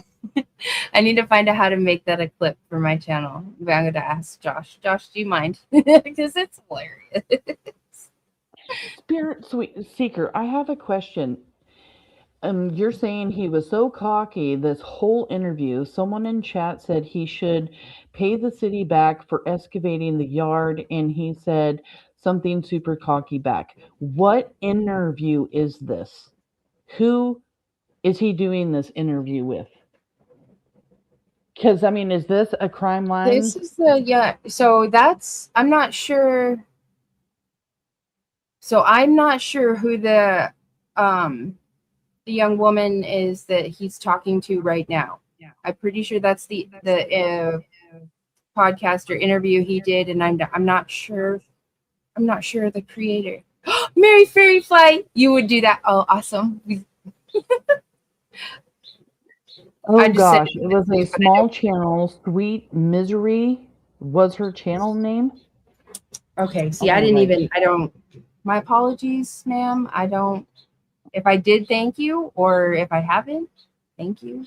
Is that the one who took the entire interview down? I don't know. Just curious. Because there was one creator that did an interview with Stacey who ended up taking the entire interview down. Yes. Yep. Did you happen to Yeah, she deleted it. Did you happen to download that at all? Or hit it? I don't even or hit it. I don't even think I've heard it. Well, I definitely don't remember at all. I don't. I saw this clip and immediately She had his Cash App remember taking a screen recording of it, and then never got to see the entire interview and was always wondering where it came from. That's definitely a good way to think of it. She had his Cash App up the whole time. Oh gosh. Who would do that? No, I don't know. Maybe it was to keep him comfortable. Yeah. I think I have it recorded, but it's from 2 years ago, so it might be on my other device. Are they Let me still know. here? Do they still hang out on YouTube? I don't know. Maybe we can reach out to them though and see if they. Thank you, Opal. I'd appreciate that. Yeah, and if she doesn't, she can email me if she'd like, and if she doesn't want it out there or anything, I'm sure I know law enforcement has it. So Yeah, I'm pretty sure that they probably took it yeah, down. because if I didn't get them, send them notifications or when his lives were scheduled or whatever, 50,000 somebodies would send it to them. So thank you. Yeah, and if you did download it and have it, Spirit Seeker, and you want to do a live to go over it, I would love to come over and join you over there. Yes. To go over it with you. Heck, I bet you Brandi would even join if we all did it on a day that she could make that happen. Absolutely, I would. It's something that we haven't heard. And anything new on Stacey Wondra that we haven't heard is, always grateful. Something new, right? Because we're always trying to find something new, which, I mean, just going over the information that we have found today has brought up a lot of new subjects that we haven't talked about. And I'm going all the way back again to Brandon saying, that he thought that they had that open on purpose. Like, what the hell was that? Right.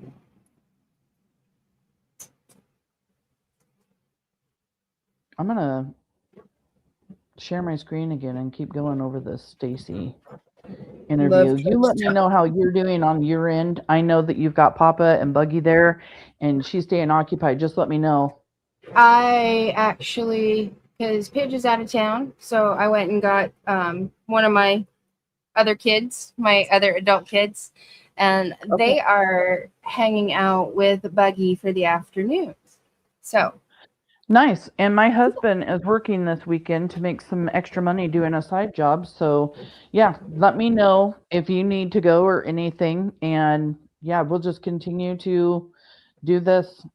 I'm glad she's occupied because she loved him. Yes. I know who you're talking about. They're playing video games right now. We went and got coffee before that's what took me a little bit because I had to go get him and Mama had to get some coffee. Yeah, I made me some sweet tea. And some lavender sparkling lemon water. Oh, yum. It's delicious. I don't think I've ever had lavender water. Lavender in anything I've ever drank. They even have like a lavender lemonade or something. I still haven't tried. Paige has always been lavender in their tea. Always, always, always, ever since they were Buggy's age. And wow. So I don't know where she picked that up on because I never, it's really good. Yeah, Sammy knows. It's pretty popular over here, especially with tea. And thank you, Spirit Seeker, for mentioning that, by the way, because it did. It made me remember that I had that short. How does Stacey Wondra know that a gun, G-U-N, shouldn't be or wasn't used if he wasn't there? Which now we all know that he was.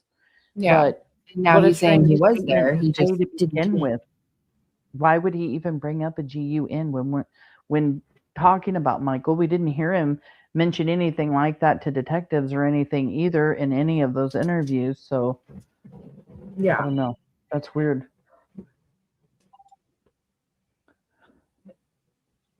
Okay. Yeah. Pushing And forward. hi, everybody that's listening, not typing, in the bushes, hanging out.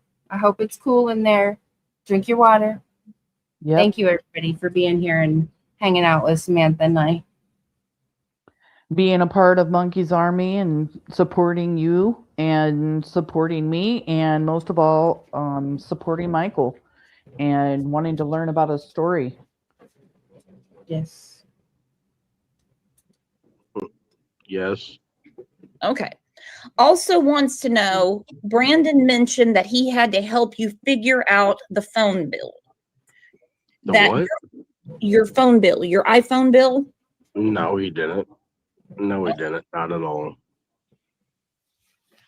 So your phone bill wasn't over $20,000?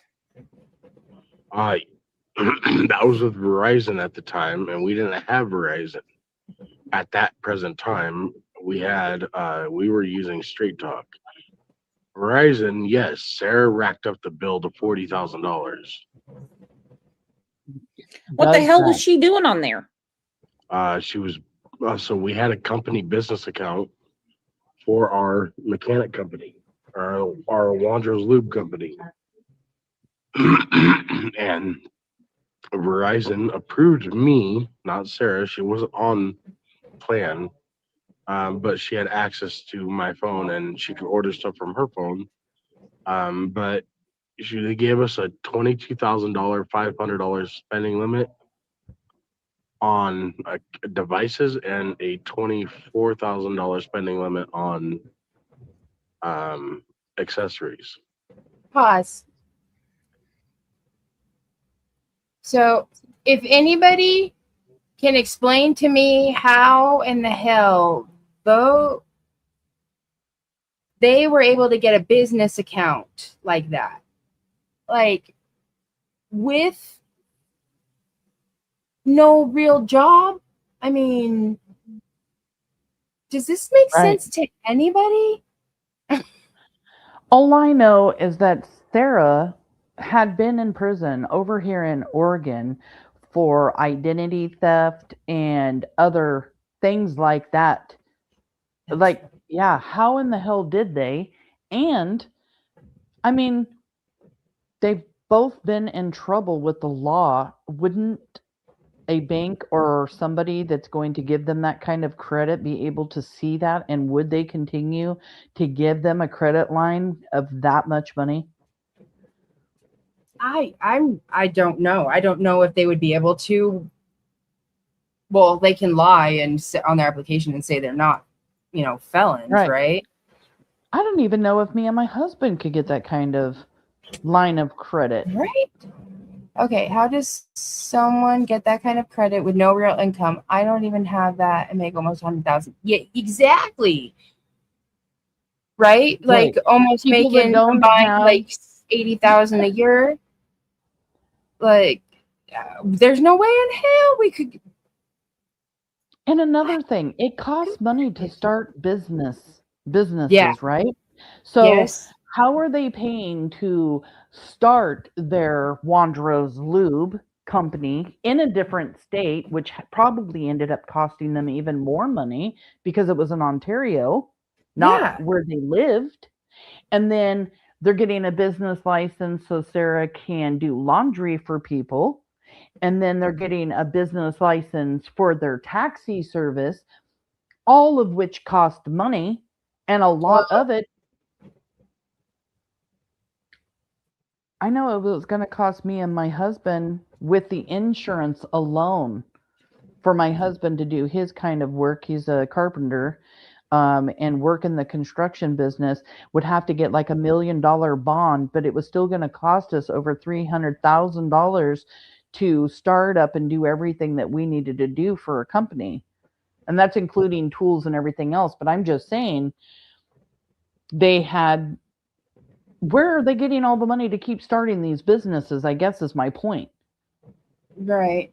Okay, so Anna Lisette says here, anyone can open a business account at a bank. It is more trouble than a personal account doesn't automatically give a credit line. True. And then, okay, so they say I have a bank account under my LLCs. Now that's what I was just going to bring up, because they did have Faith Taxi it was an LLC, correct? And it doesn't. What's the cost of an LLC, a license?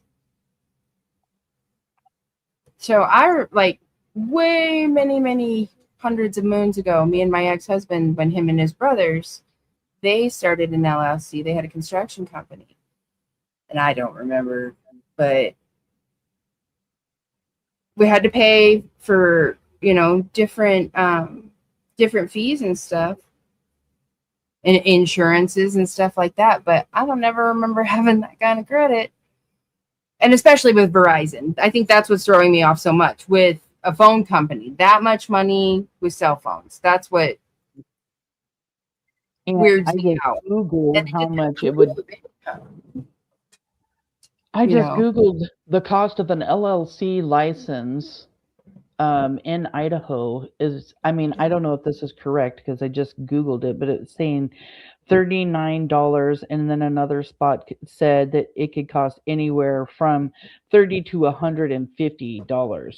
Yeah. See? So, and then if you have like certain things that you have to have like licensing and bonding or stuff like that. But yeah, it just, I'm sure they would have to have insurance on all of the vehicles, and they can't just have a regular license either or insurance. They would have to have the kind of insurance like a city bus driver or something either, because they're having passengers. Right. So a bunch of a different kind. Hello, Aussie True Crime. I hope you're well. Good to see you. Thank you for being here. She ran up over $40,000 on a phone. That just doesn't make sense to me. Like, no. And I believe I heard him saying another time $20,000. Yeah, that was the thing. 20 is what I've continuously heard. Okay. I know we don't have really a goal. Thank you. Or we're just kind of shooting the shit. Yep. It's just a relaxed Saturday. Yep. Plum has a question. Why did you and Sarah go to Home Depot and buy a shovel? Never went to Home Depot to buy a shovel. We already had a shovel at the house that would belong to Sarah's father. And it was in the back of the truck. Yeah, I was just going to say, and let's not forget that Stacey Wondra said that a shovel got put in the back of that GMC truck that went to CUNA. Why did they have a shovel? If they're wanting to sell a child and make money, if Michael is still alive, why are they packing up a shovel to take to CUNA? That doesn't make sense to me. It doesn't. Her parents left all of their gardening tools. They had their tools for their house and their tools for our house. And Sarah's parents did all the yard work minus mowing the lawn and weed eating, stuff like that. And when they did mow the lawn and weed eat, it was because I wasn't physically able to, because of my health. Right. So who did the majority of the landscaping around the house? The mowing, the weed eating, So I did at the start when we first moved in, because I hadn't put on a bunch of weight, but come within the next year of being there, it was her dad and mom did all the major gardening or cleaning up the yard or trimming the bushes or trimming the tree. And I have heard other stories from Stacey Wondra where he's told people that Sarah's parents had hired a landscaper to come to the yard do all of the yard work and everything else, and that landscaper got pissed and upset because of the dog constantly making these holes in the yard and everything else. He got tired of dealing with it, so he stopped working, and then that's when Sarah's parents started doing the yard work. And here you're talking about an elderly couple. Look, you've got 4 people living in that house. Right. And you've got the elderly people doing it. Like, that's just pure laziness. It shows you just how lazy these 4 suspects really are, that they would allow the elderly to come over and do the yard work where they live. Yeah. And that Sarah Wondra is spoiled rotten, and that her parents would do everything for her. Facts. Yeah, Show definitely. poodles. I was reading through everybody's comments down here. Anna, I keep a shovel in my vehicles. I go off-road and have a ranch, and a shovel is useful, but these creeps do not seem to be the sort to work with shovels. I agree. I keep things in my vehicles as well because, well, I mean, I go looking for rocks in parking lots. Come on. So, yeah, but they do not. Yeah, you're going to let some 65, 75-year-old people mowing the lawn. I'm sure they want to do it all the time. Yeah, no. Yeah, I know Sarah's dad was pretty upset about it too, having to do the work over there at the house. Mainly her parents focused on that aspect. They wanted to. You guys have an HOA though too. Now, why on earth were they mowing your lawn? Because I wasn't physically able to. Well, what the hell was wrong with Sarah and everybody else that was flocking there? Sarah refused to mow the lawn. She didn't want to. She couldn't even start the lawnmower. Well, what about Brandon and Adrian and Caesar and Randy and all the other people that were there? Brandon never helped. I mean, Brandon, maybe he mowed the lawn once or twice, but Brandon was lazy. He laid on the couch 90% of the time, or, when he was home, or he was either fucking Sarah or, Adrian as well. Adrian didn't do anything besides try to scam people for money. Okay, Spiritual Being wants to know if you know anything about the CCTV footage from around the area. And if anybody ever informed you where it was. No. I knew that they had neighborhood watch. I knew that they had cameras in the neighborhood, yeah. I didn't know where they were. For those of you that want to know where the CCTV footage is, there is on the back of the house near the splash pad. There is a camera there. There's a CCTV camera on the lights on Whitley that coming in and out of the neighborhood. And the one that was on the back of the house pointing at the splash pad, that is the camera that saw Stacey Wondra in the splash pad parking lot at 3:30 in the afternoon. And the one on Whitley is the one that saw them leaving the neighborhood in the GNC truck to go to Kuna at 7:08 p.m. in the evening with Michael. Yeah. Well, no, I mean, at the time that Michael was abducted, were you aware of cameras? Did you know where they were? No, I don't. We had cameras on our house, yeah. Well, I don't. Yeah, but where's that footage? That destruction of evidence? Where's the footage from their cameras from the day that Michael disappeared? Now, I'm not even saying that there was footage that day, but I've never heard of it. It wasn't spoken at this preliminary hearing. I know that Stacey Wondra has mentioned footage, and where is I've it? never, I haven't. I'm in the same boat as all of you guys. I've never heard nor seen any of theirs, and we know for facts that they have cameras there.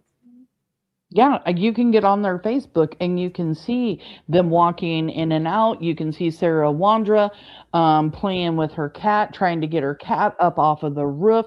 There are several videos with their camera from their house, 2 different angles, one at the front door and one looking down at the carport. Yeah, where's all the footage from that day? Is that another piece of evidence that Stacey Wondra or the others destroyed? I don't mean on your house. Like CCTV though, like watching the neighborhood. No, I didn't. I did not. I knew that there was a neighborhood watch, but honestly, I did not know. I thought neighborhood watch meant all the neighbors came together and watched the neighborhood. I didn't know that there was cameras. Okay. Really, Stacey? Because I thought you told Brandi that you knew exactly where those CCTV cameras were, and that there was even cameras in the area on 8th and Arizona that would have saw Michael. But that's not even true because there's no CCTV cameras there. Lies all lies. That's all he does. Habitual liar. Did you see what Spirit Seeker Squad said? No. She found the video. Do you want to go over it? Spirit Seeker Squad, we love you. She says it'll either make me super mad or laugh at how hard Stacey tries to be. I felt both. Sure. I will create a chat in Messenger with me, you, and Brandi, and let's figure out a time to do a live if that's something that you want to do, hun. And we can go over it on your channel since you have it. I'll do that And after. you can send it to me either one, sweetie, and I'll just watch it before we do a live or whatever. I won't share it out. Yeah, that too. I wonder why she erased it or hid it. I wonder Well, if it didn't look like he was treating her very well, and who would want to keep a kid's cash app up and running? I don't know. I do not know, but thank you so much for finding that. Yes, you're awesome. Thank you. That was dang quick. Because he was so rude. Yeah, I could see that happening. Awesome. Thank you. Okay, so did you know there was cameras? Yeah. Did I what? Did you know there was cameras at the splash pad? No, I had no idea. I wasn't really worried about it. I did nothing wrong. I literally went and got my chew out of the passenger side of the car. No, you didn't. You got out, you checked the handle. Why'd you check the handle? And then you walked around to the back of the car and you looked around to see if anybody was watching you, and you didn't think anybody was watching you, so you proceeded to wave at children and never got your chew out of the floorboard of your car if your chew even went to the floorboard of your car. But if you got a passenger side, I mean, what did you make some like crazy turn that moved it over? Because I know a lot of people keep their tobacco in their pocket. I did. I went to pull it out of my pocket, and I lost it out of my hand. And, like, I pulled it out of my pocket, and it literally fell on the passenger side floorboard. It wasn't by intentional. It just, things happen. Well, no, nobody's going to throw their shit to the other side of the car. No, definitely not. But I mean, it flew over there somehow. So were you driving or someone else? Well, I was driving. I was the only one driving the Lexus. Okay, and that was for a taxi run, correct? Correct. Okay, we've had several comments.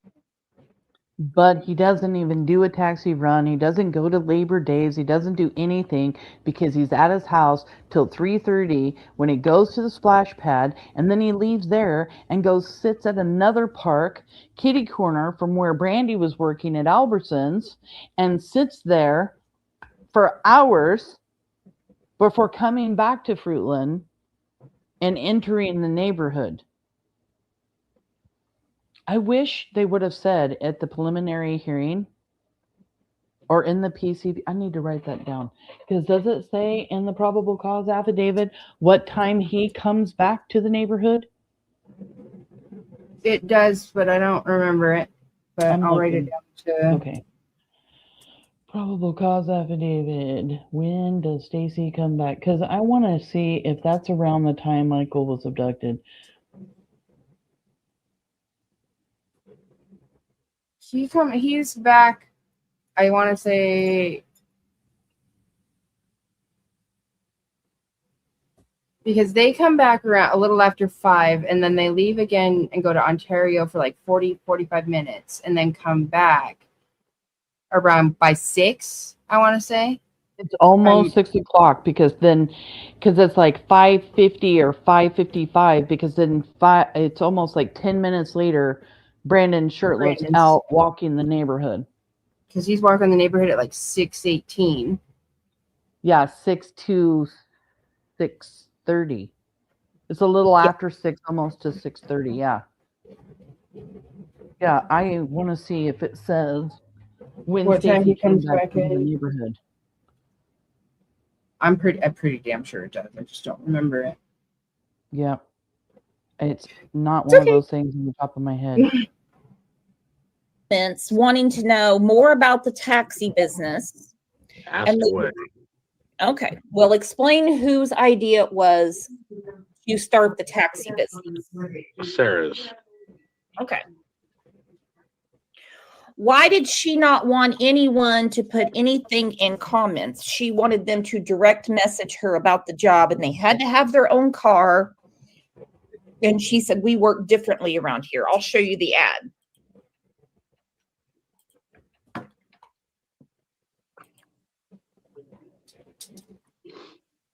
Oh, go ahead. You can answer. You don't have to see it. Oh, so we could not legally, because our vehicles, we only had our vehicles. We did not have a fleet of vehicles. We had the truck that we used occasionally. We had the Lexus at the time and her Corolla. We only had insurance to cover the vehicles and us. So to allow somebody, I want to read this. Faith, let's see. Hey, this is Sarah Wondra, owner of Faith Taxi LLC in Fruitland, Idaho, etc. We are going to be rapidly growing, so please, if you have a car and are in the Treasure Valley, even all the way to Boise, I am going to be needing possible part-time drivers for now. Work on your own availability, use your own car, keep your own proceeds, 1099, be your own boss, and this is March 17th.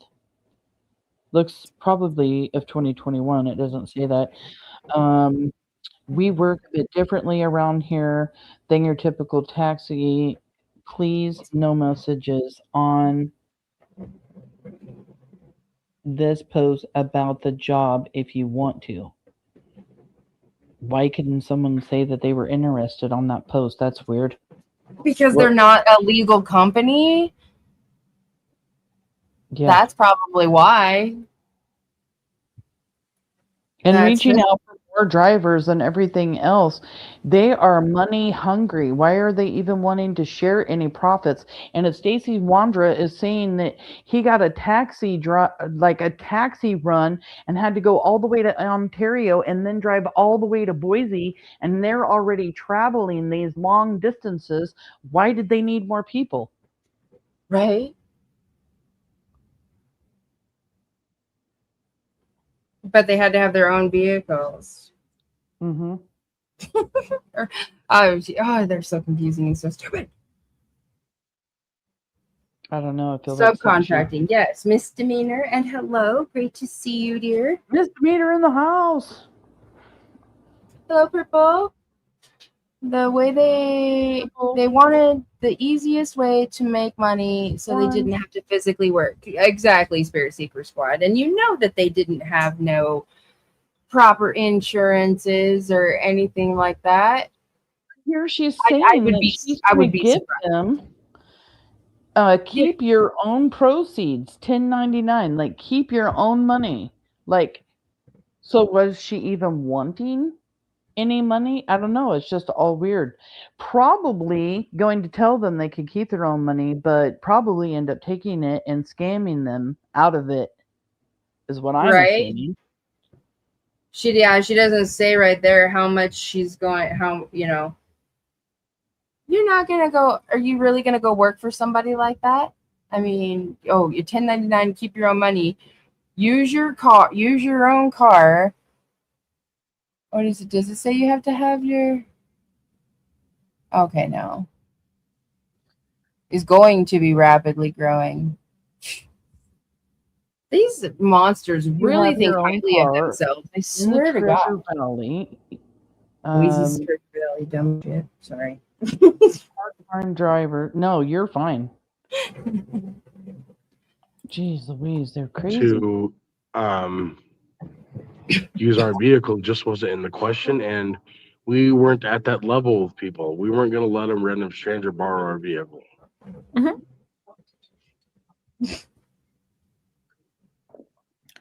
Because March 17th of 2021, she said, hey, this is Sarah Wondra, owner of Faith Taxi, but you said you're the owner. No, we have dual ownership. Had dual ownership at the company, correct? That's because she was listed as the primary owner. I was the secondary. Well, safe to say you inherited that business, because she's not going to be available for any taxi route for quite a while. And I went through after just when I got out or jail. I went through and reopened up the company because the business license is inactive. But I reopened it out of Boise, as you guys all know, and I made it very specific to making me the owner, and her having no association with it. All right, and don't be offended by this. You don't want strangers to drive your cars, but strangers were welcome in your home. What is that about? And we know that one stranger several were having sexual relations with Sarah. What did you say, Brandi? Oh, I said she was inviting, you were inviting them in your home, and I said, and into your wife. I know. I think Brooks is going to go on a spiel here of her boinking everybody. I'm probably going to fast forward. Hold on. Sarah. Yeah. Oh, So, under your stars, I love here. Oh, enjoy dinner. Enjoy dinner. Business license. So what am I answering? Well, what was with the fight? There wasn't ever a fight with Adrian.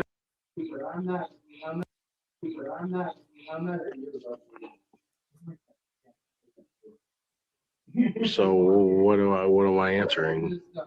Well, what was with the fight? There wasn't ever a fight with Adrian and Brandon.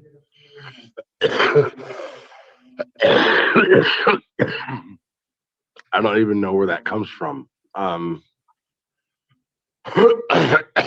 all. I know that Adrian and Brandon got along very, very well. So that's confusing to me. I don't even know where a fight would come from, because that they never fought together at all. The time that I was at home, at least. Well, I mean, do you think maybe they were fighting over Sarah? She's still talking about all that. Okay. Now, ignore you kissing him on the cheek. To bring women over, or to be having intimacy with other women in our spare bedroom that he was staying in, and he refused to follow that. And so that was at the time that we told him he had to leave and come get his stuff, which he did. And then he progressed to message Sarah, and Sarah was fed up with it. So let's stop doing this one and pick on Brandon for a minute and go over that JLR. Oh, Hi, yeah. Miss Warren. Good to see you. Because I've got both of them pulled up, and we can just bounce back and forth since we're just chilling. Oh, Anna. Yeah. Commercial Tire in Ontario, 65 bucks to do your oil change and everything? Pidge went and got their car done. Was it last week? Yeah. 65 bucks. That was a steal. Ugh. I use Walmart, actually. They have really good mechanics at one of the Walmarts here in Vancouver, and I think it's like $45 for an oil change, and they do the filters and stuff and make sure all your fluids are up to level and stuff. Yeah, that's over in the Boise area, not over here. Mm-hmm. Okay, so I just rewound it. Let's see here. Okay. If we can. You know, I never said you were suspect. I just said that you were there in the mix. So this is very important because a lot of people are following the Michael Vaughan case, and people just want answers. People want Michael found. They want insight on the Wondras. They want to know everything. So, you know, like, can you just explain what's going on here? I'll be right back. What's that? Can you explain what's going on? Like, what happened? What went down? What's up? Yeah, the people that I used to stay with sometimes on the weekend and drive taxi for or whatever, they're involved in some big shit about. They're saying they know more about the Michael Vaughan case and everything like that. And I heard that they're saying that they actually killed him themselves. Now, who said that? I think the detectives told me that that's what Stacey and Sarah said themselves, is that they did it or they were involved in it or they know who did. Interesting. Do you know any names or other these people? Who are they? Myself. One of the people that went to their house before was Tanner Butler. I just looked at my Facebook page now, and his name's Tanner Butler. He was. I'm back now. Did you hear anything? What? No, just him. Being a dork? Yeah. No, I said something. I don't even know. I was just being a smart butt. That's all.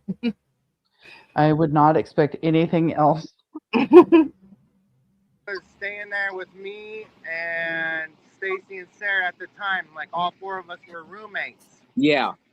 So, yeah, go ahead. And then I guess the whole thing on how this started was the fact that Sarah, like, kind of threatened him or, like, told him, get out of my house and don't come here no more because you were drinking. And I don't want you to be a bad influence on my poor little husband, Stacey, blah, blah, blah. So yeah. And that was the incident earlier this year, April, around the beginning of April, right? They got arrested? Correct. Who got arrested? Sarah did. Stacey Wondra. And then Stacey. Okay, so Stacey got arrested first. Mm-hmm. And then after that, Sarah got arrested not long after. Interesting. And that was all over guns. It was all over a .17 caliber, some kind of a little gun they had. Yeah, I saw the reports and I saw that I read the indictment of Stacey, and he was trying to sell a gun. I think it's the gun you just described, to a gun shop out in New Plymouth. Yeah, yes, sir. So, but you're saying Sarah got in a fight with this Tanner guy around the same time in her house. Right after he went to give that gun to somebody else, then that is when he went and tried to sell the gun to that gunsmith guy. And then right after that, Sarah was arrested for threatening that other roommate kid with a Glock or a gun or some shit that they weren't even supposed to have. So it was all over Tanner drinking in the house. Yes. It's interesting that you say that because I've observed posts from Sarah that she would make in her taxi group. She had a group called Faith Pause Taxi, it real quick, right? Sammy. And she would make posts saying. So I met Tanner Butler. I met him. I met his mom and his sister. Very nice people. I actually picked his mom up one day to come to court with us. But yeah. Sarah, so what it was is Sarah basically snapped. I guess he was trying to make dinner, and because it was their anniversary, the Wandra's anniversary. And she got pissed off, something that he wanted to use the grill. And I guess she got very violent about it. And I guess he had some few choice words to her. She pulled a gun on him, chased him to his room. He called his mom and said, "I'm going to die." Oh my God. And yeah. And he was trying to get out of the house, but she had pointed the gun in his face. And his mom is the one that called the police because he was able to get himself out of the house. But because I guess at that point is when she had left and taken the gun to her mom's, and he was talking to law enforcement because he called his mom because he thought she was going to kill him. She is a violent person. So is Stacey. They are both very violent. And she took that gun to her mom's house. And when the police come, Kay would not even tell the police that the gun was at her house. They had to basically threaten Kay and tell her, "You're going to be arrested if you have any information, if you're hiding this." And that's when she gave it up. Yeah. But that's how far she went to protect Sarah from that incident. That's what she's currently, even though she was arrested for not reporting the death of Michael Vaughan being in that backyard, because when they came, that's what she originally got arrested for. Those charges get dropped without prejudice, but she gets charged for this incident with Tanner Butler, and that's what she's currently serving time in prison for. I was just reading Anna's comments. There are pawn shops in Fruitland. Interesting that he went to the small town of New Plymouth. Right? The one right down here, right by the Jack in the Box they built next to Idaho Pizza. That's one's really popular. I know that's where a ton of people go. That one, and then there also used to be, I don't know if you remember, Shannon, you might remember, Anna, over by the recycling place right there at Gateway, right down the street, there was the world's smallest pawn shop. That one too. They had plus you have all the ones over in Ontario too. Right. I saw several of them over there. He was oh yeah, they do have really pretty jewelry, don't they, Anna?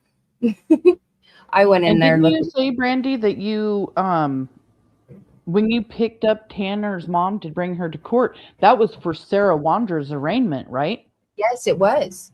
Because he was going to testify against her, and then we were all waiting to go in, and right as we were all getting ready to go in, the lawyer came out and said that she pled guilty. So he didn't have to testify. So that's why she's in prison right now, because she pled guilty when we were all there. And he even had to come. He traveled all the way from Washington because he was working up in Washington at the time to come down here and testify against her. And there have been so many rumors in Michael's case that Tanner Butler may have had something to do with Michael's abduction or was involved or whatever, and he wasn't, and law enforcement has spoken to him. And do you know anything about any of that? Nothing that I can speak about. Okay. But just clarifying that those are rumors that Tanner had any involvement. And he does not. That's what, as far as I know from law enforcement, he was cleared. Yes. Right. Okay. I like hearing rumors. I do that a lot. Yes, you know. I am not going to pick up anyone and deliver them to buy drugs or alcohol. I forbid that. I don't do drugs and alcohol. I don't want to be around drugs and alcohol. Something in that sense. Yes, sir. So, yeah. Sarah says she doesn't want to be around drugs or alcohol, but you have Brandon Shurtliff there drinking. You have Sarah Wondra busted and arrested for having Vicodin that not in the medicine bottle when cops get to her house.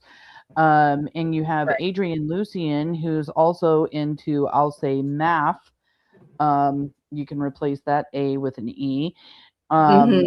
Stacey Wondra, I mean, when he got out of prison the first time before he was arrested on all of his parole violations, was constantly drinking and everything else. So here she is, you know, spewing all this stuff to Tanner when none of it's true. None of it's true at all. It's all happening in that house. It was a flop house. It was a party house. Yep. And Brandon's just agreeing with all this bullshit. You know, maybe, you know, she's just didn't want alcohol in the house. How long was Tanner staying there for? He was staying there for like, I'd say we had a relationship for like 2 or 3 months off and on, where he'd just kind of come in, and then they gave him a taxi ride one day, and then they said that he could come kind of stay with them at nighttime a little bit. So Trish, you pretty much say exactly what I say all the time. This punk thinks that he's untouchable, but I can't wait for them to snag him up, in my opinion. And they will snag him up. And he does think that he's untouchable. He thinks that his mama and his grandmother's money is going to save him because they can afford to get him an attorney.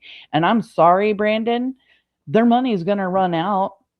Do you really think that your mama and your grandma are going to allow all their money to be used up to pay for you an attorney when they know that you're involved?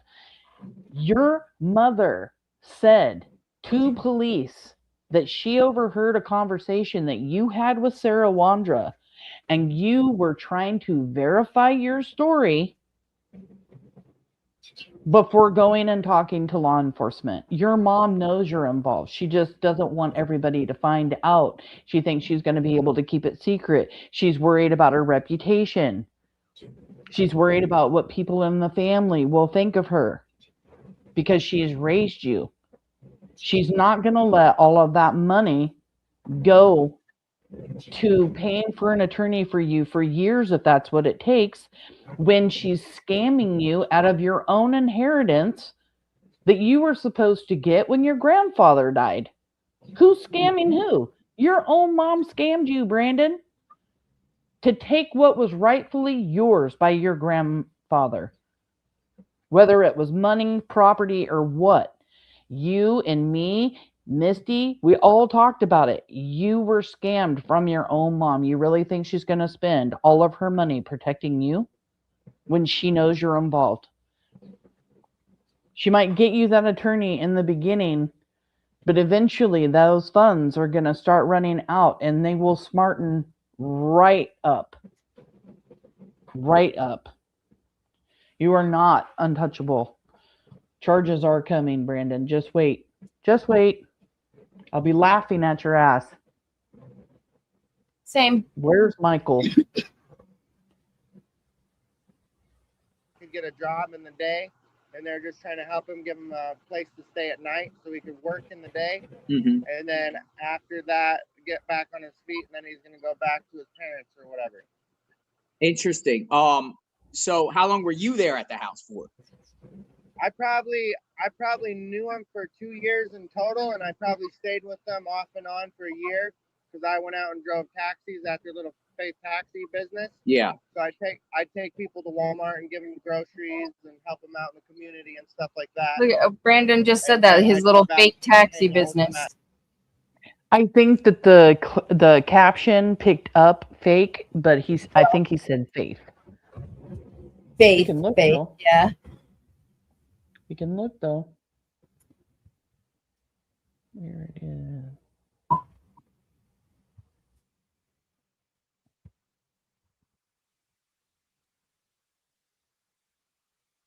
Business. Yeah. So I take people to Walmart and give them groceries and help them out in the community.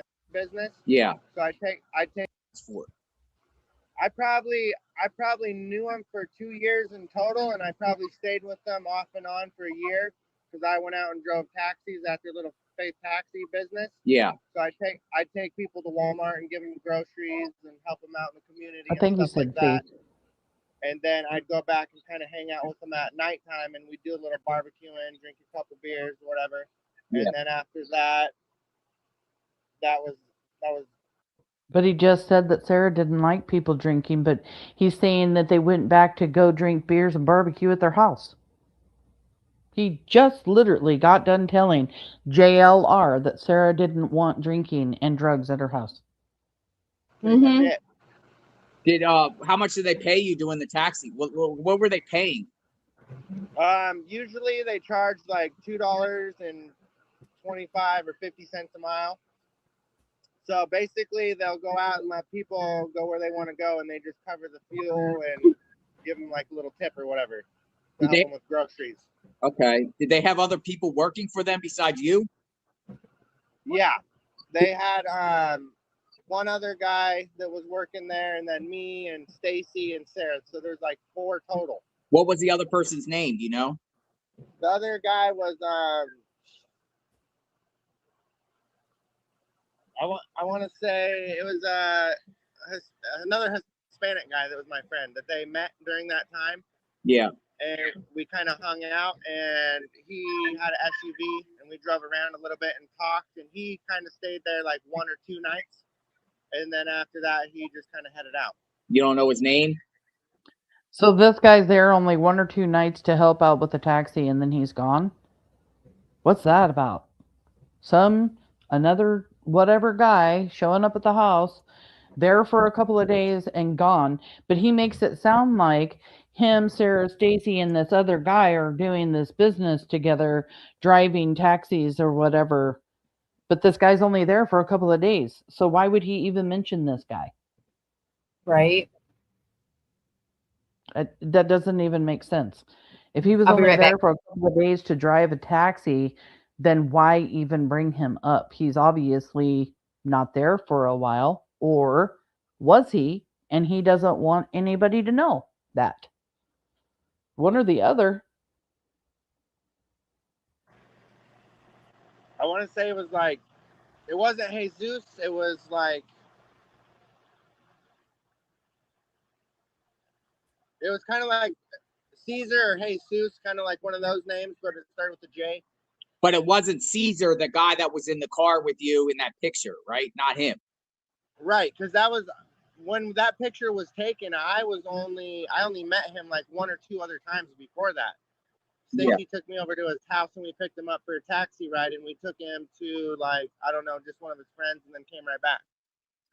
Brandon told me in a phone conversation that I had with him when I asked him about Cesar Garado, that when he went over to Cesar Garado's house, who is a RSO, very, very sick individual, who even on his Instagram talks about the kind of children that he likes, and that's about as all detail as I'm going to give on the live. But he's another RSO, very sick individual, and Brandon said that going to his house made him feel very uncomfortable because of, he said things that were on the walls. And I said, what was on the walls? And Brandon never answered my question. He would never answer that. So I don't know what was on the walls. I don't know. I said, were they pictures? And he was like, yeah, pictures. And I was like, but of what? Why would that make you feel uncomfortable? And he never would answer me.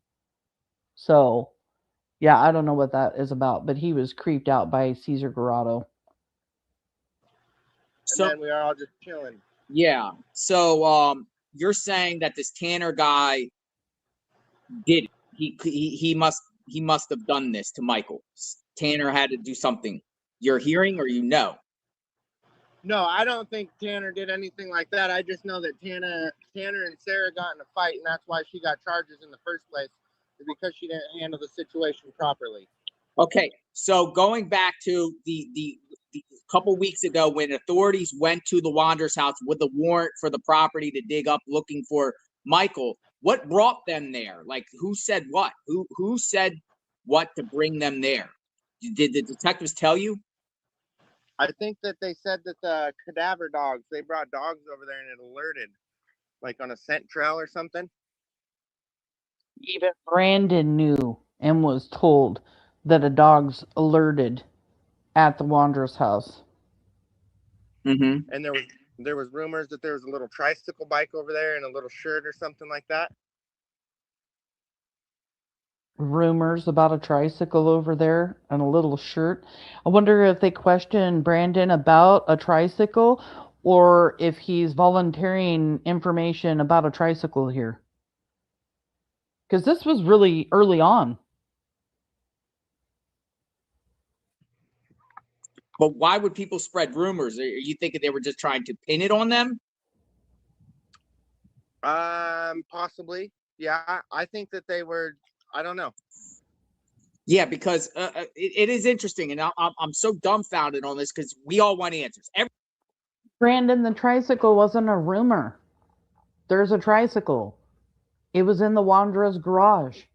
Michael was riding that tricycle. The scent dog hit everywhere that tricycle was, on the corner of Meadowlark and Red Wing, at the Wanderer's house, in front of the garage, at the fence where Carson Starkey said he saw it. A witness came forward and said they saw it in the Wanderer's garage in the spring of 2021, months prior to Michael's abduction. Kay, Sarah's mom, and her dad, Ed, found that tricycle in spring of 2021 and stored it in the Wanderer's garage because that's where they stored a lot of their stuff, and over the bluff, and the tricycle found at the sign. Like, no, the tricycle was not a rumor, even though even Brandi and I thought not supposed to talk about the tricycle because there's no tricycle.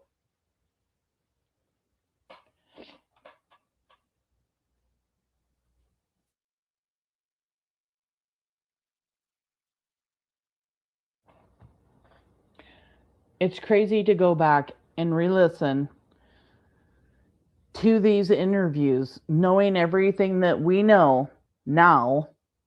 And here's Brandon Shurtliff mentioning, and there was a rumor about some tricycle. Brandon, did you throw the tricycle over the bluff to get rid of it? Just curious. Because somebody took that tricycle away from the house and threw it over the bluff because you guys didn't want it at your house.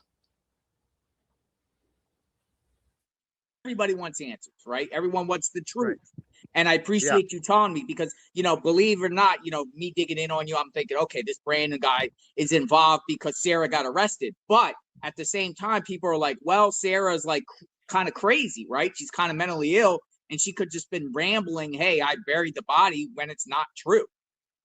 Yeah. And even if there was any bit of a slight suspicion or whatever that happened, I'm glad that they went there and looked because that would be a way to find more clues to what is going on. Yeah, because you told me you don't think. Talking about Michael's body being buried in that backyard, and he has just a very strange reaction, pause, his voice changing a little bit right there. Are you here, Mama? Yeah, I'm here now. Okay. I knew you had left for a minute. Did you hear that Brandon talks about that tricycle and says that there's even a rumor about the tricycle? Oh, I missed about it. No. the tricycle. Yeah. It's not very far back here. Let me rewind it. I talked about it. Did the detectives tell you? I think that they said that the cadaver dogs, they brought dogs over there and it alerted, like on a scent trail or something. Mm-hmm. And there was rumors that there was a little tricycle bike over there and a little shirt or something like that. The shirt. I've heard something about a shirt before too, but I've never knew what they were talking about. I don't either. I've never heard anything from law enforcement, and I don't remember if I asked them about it. More than likely, I did. So, because I know that law enforcement has reviewed these videos, all of them. So, and I know that they've been given to Mike Duke as well. I don't remember. That's weird. I do remember about the shirt. I do remember the rumor about the shirt. So. Yeah, and it's crazy that he wants to. I mean, because this is so early on. This is when, they've already put out the faces of these suspects. Actually, they didn't put out the faces of the suspects till just a couple of days after he does this interview. Right. Yep. And he's talking about rumors of a tricycle. That's crazy. Right. The tricycle that we now know is involved, and he's calling it a rumor. And that's crazy. I'm actually really glad we're going over some of this because we have found things. I mean, this is a reason to re-listen to some of the stuff now that we have all of the facts that law enforcement has given, or out of the probable cause affidavit or the preliminary hearing and all those things, because Brandon is talking about a tricycle that he says is rumor that we now know exists. Yeah. And had that even been public knowledge yet about the tricycle? Right. He does say that he had spoken with detectives.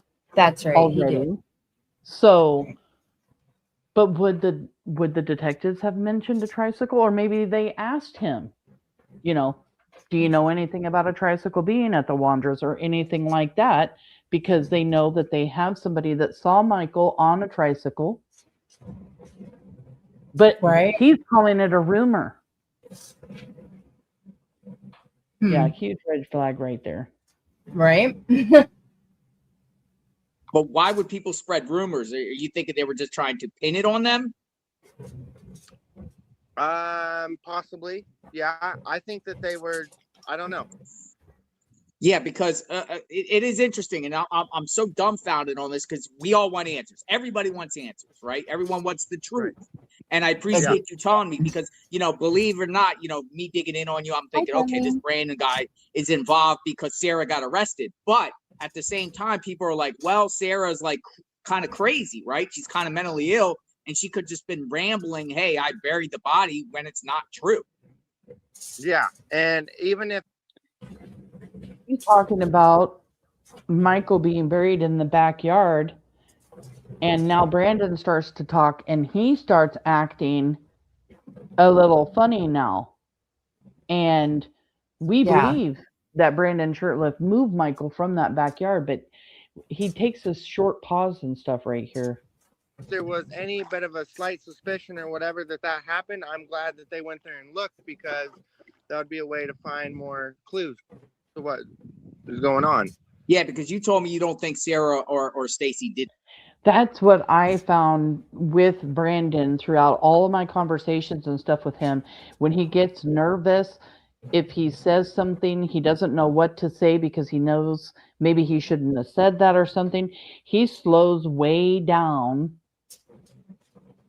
and acts just like that right there, and then stops talking. He slows down and then stops talking completely for a moment. Did you see I don't think that they're capable. Message? Brandi and Sam, I sent you both the link to the interview video through YouTube messages. I also sent you both the screenshots of Adrian and Justin's chat when Justin interviewed Stacey. Oh, perfect. Thank you. Thank you so much. I'm glad you're keeping an eye on chat. I'm keep trying to keep an eye on the words that come across the screen for the caption so I can pay attention and catch something if something shows up. So, teamwork. Yay. People of doing it because they're just kind of like normal people that just have little businesses trying to get money, just barely scraping to get by. They don't, And then okay, like what other business they got? They got the taxi business. What else? And then they have an oil change business. So they started Wandra's Lube, and that's what came up on the Google when you Googled it. Yeah. And then that is why I was there at all ever for any reason, is to help them with their oil change business, because I did that before and I'm good at it. Where would they do the oil change at? Their house there or another location? Huh? I said, but that's the only reason why ever he would be there was because of their lube business. I thought he was driving taxi. And so many people, you know, we've all wondered, we've all speculated, talked about whatever, and that's kind of what I'm going to do right now. You know, was this taxi service a taxi service? Maybe yes at some points, but what else did they use that taxi service for? I know I caught Stacey at one point in actually the confrontation that you had with Stacey, in that he says something about Adrian driving the taxis. And I caught Brandon saying that once too, but the rest of the time they say Adrian never. And when Stacey says it, he says it like aggressively, you know, oh no, he never drove the, like, really. Oh, he would never, like, they would never allow him to drive their vehicle. Yeah, he didn't even have a driver's license. He didn't blah, blah, blah, blah. But they've both been caught saying that he did. So is this taxi service used for anything else? Well, we know Adrian Lucien is constantly trying to pimp out girls. Right. And then the Wondra Lube shop.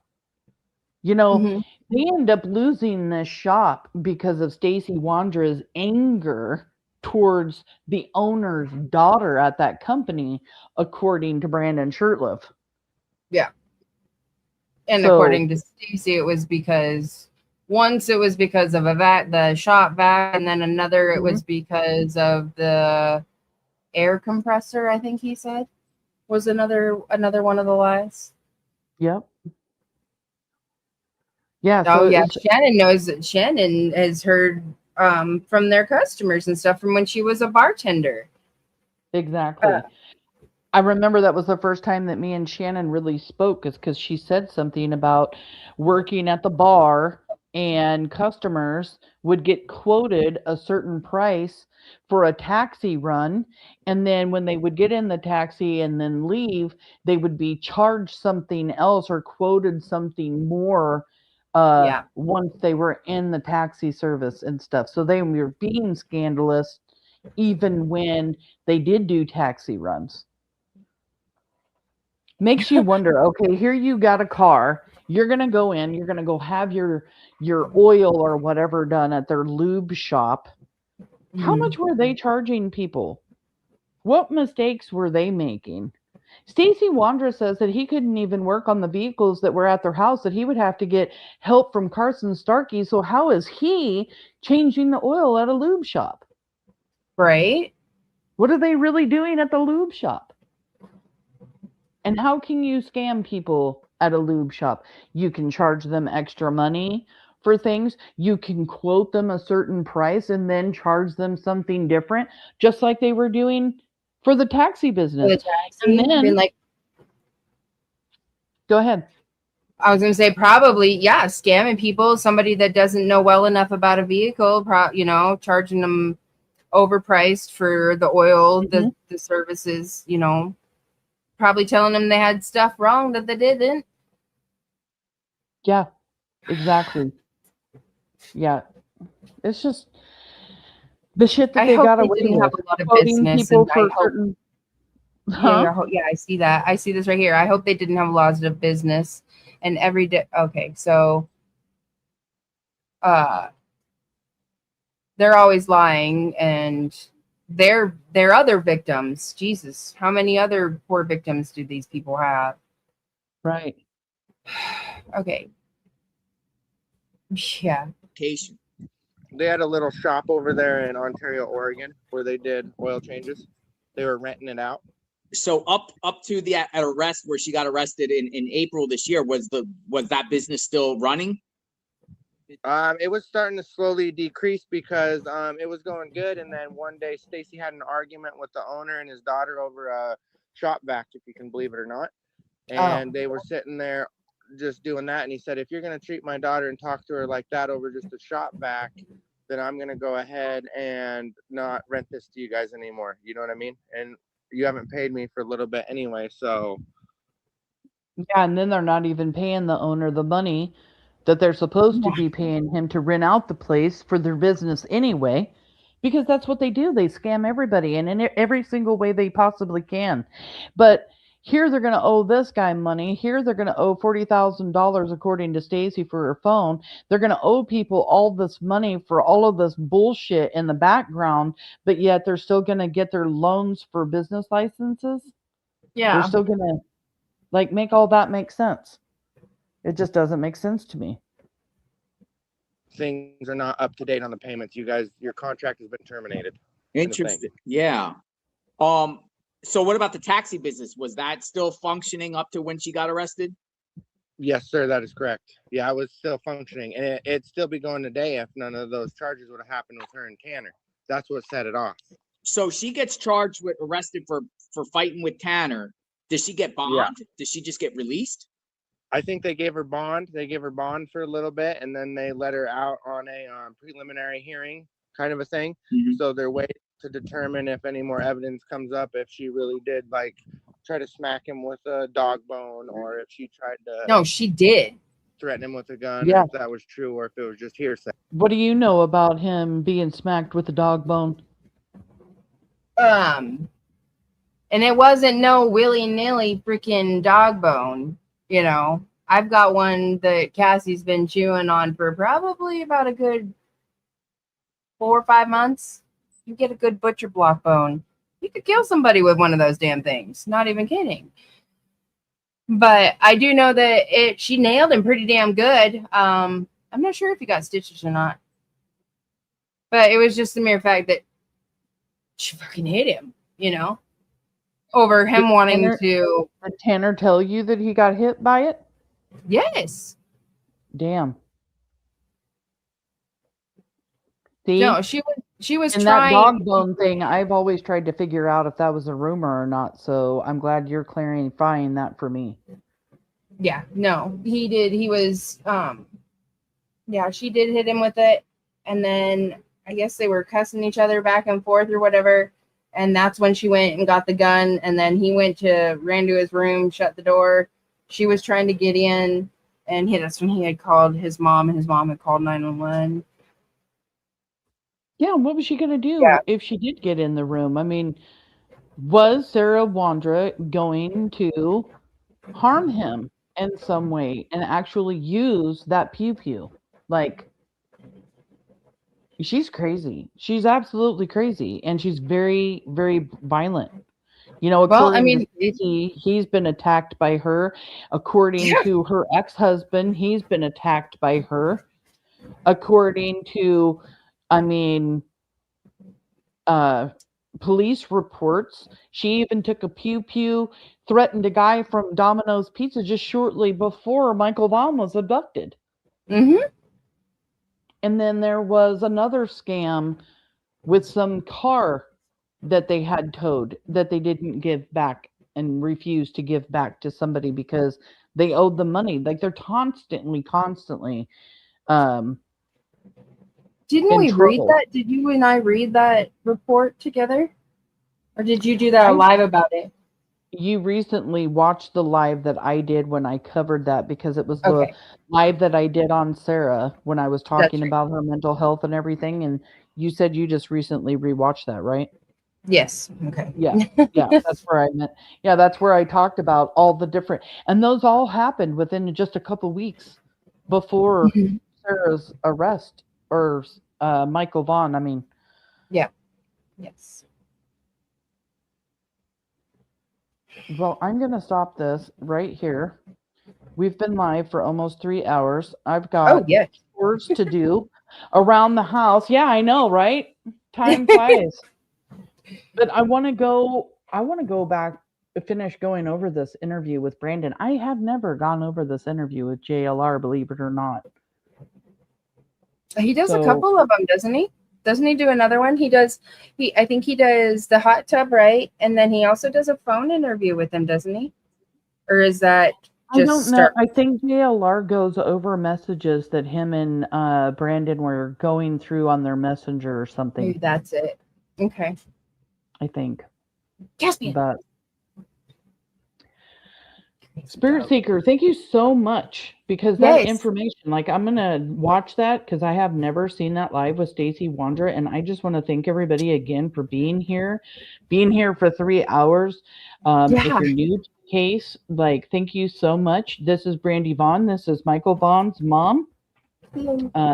She has been feeling a lot better since her liver transplant and has decided to have Monkey Mondays on her channel to start bringing more awareness to Michael, to start talking about the case, bringing updates and everything else. So please join her channel. Opal, thank you so much for your beautiful message. I'm seeing that right now. Breathe in peace, breathe out doubt. You're exactly where you need to be right now. If nobody told you today, you matter. Brandi Strong. Thank you, Opal. Such a sweet soul. I love you I love dearly. that so much. He did eventually block JLR. Yep. Mm-hmm. Something like that in Messenger. I recently tried to message him again in Messenger just to see if I was blocked, and I was. Love you, ladies. Perfect shop. Awesome. Company. Well, He is amazing. yes, you all are. Thank you for taking time to sit with us. And you're in the mountains of Eastern Oregon, and a heck of a storm sitting in. Yeah, I heard. Oh, Tyler told me today that we're supposed to get thunderstorms tonight. So maybe that's the storm that's headed our way. Ooh, Yeah, you guys have been having storms. I'm just gonna admit I'm a little jelly. Yeah, but Give me like I a said, boomer. where we sit in the dang valley, it just goes around us. Oh, that's probably what happens to me here too, because I'm right next to the river in the valley too. Yeah, I should see if Brandon has me blocked. He probably does. Remember, he was supposed to call me? Yeah. Brandon, you have my phone number. Brandon, let's have a conversation. Where is Michael? Tell me what you did. Tell me where you put him. Stop playing the game like you don't know what happened to Michael. You obviously know. You obviously were there, and it's time to talk. And Adrienne, I want to listen. I want to hear what you have to say. Tell me why they're pinning this all on you. Stacey says you weren't there that night. He says you were home the entire time, which we know the beginning of your story. What's the rest of it? Or is the beginning of the story even true for you, Adrienne? It's time for you two to start talking. Who knows? Maybe if you finally tell me where Michael is, you will get to see the light of day. Maybe. Tell me where Michael is. Get the deal. Otherwise, it looks like Stacey's probably going to be the first to the punch. So, Yeah, because if the rest of these suspects are not going to cooperate, talk to law enforcement, and give law enforcement information on exactly what happened that day, Stacey Wondra could end up turning on all of you and testifying against you in court. You guys do realize that, right? Because they're trying to take this kidnapping and murdering charges off of the table. And if that happens for any reason at all, he will be able to testify against you all. And do you guys want that to happen? Or do you want people to know the truth? What's the truth? We know what Stacey's truth is. We want to hear your truth, Adrian. We want to hear your truth, Brandon, not your deflection, not your lies, not your bullshit, the truth. Exactly. Your time is coming. I just thought you'd make it a little easier on yourselves. So, If yeah, anybody, Stacey will be the state's main witness against Brandon and Adrian. Stacey does have all the power right now, Brandon. He really does. All right, Sammy, I'll let you get out of here. Bye, everybody. I love you, sweetheart. Love you. Thank you I for love joining you. me today. Absolutely. And thank you, everyone, for being here. And justice for Michael Joseph Vaughan. It's coming. It is Love coming. you. Bye. Love you. Michael Vaughan was abducted July 27th of 2021, and somebody out there has information. You may have heard this information, thought it was rumor. Maybe this information's been bothering you for a long time, and if it's bothering you, then it's something you should talk about. It's something that you should call the tip line and give law enforcement. The telephone number is 208-642-6006 or email findmichael@fruitland.org. No tip is too big or too small. You can collect over $50,000 if the information leads to Michael Vaughan. You can also remain anonymous if you're afraid or terrified of these suspects. These suspects are dangerous. They are dangerous. We just want Monkey to come home to the Vaughan family. We want them to be able to lay Michael to rest, and we want to know where Michael is, Brandon. We know you know. We know you and Sarah came up with a plan and moved Michael, and it is time for you to just give that information up. Are you really going to be able to live with yourself if you do not give up that information?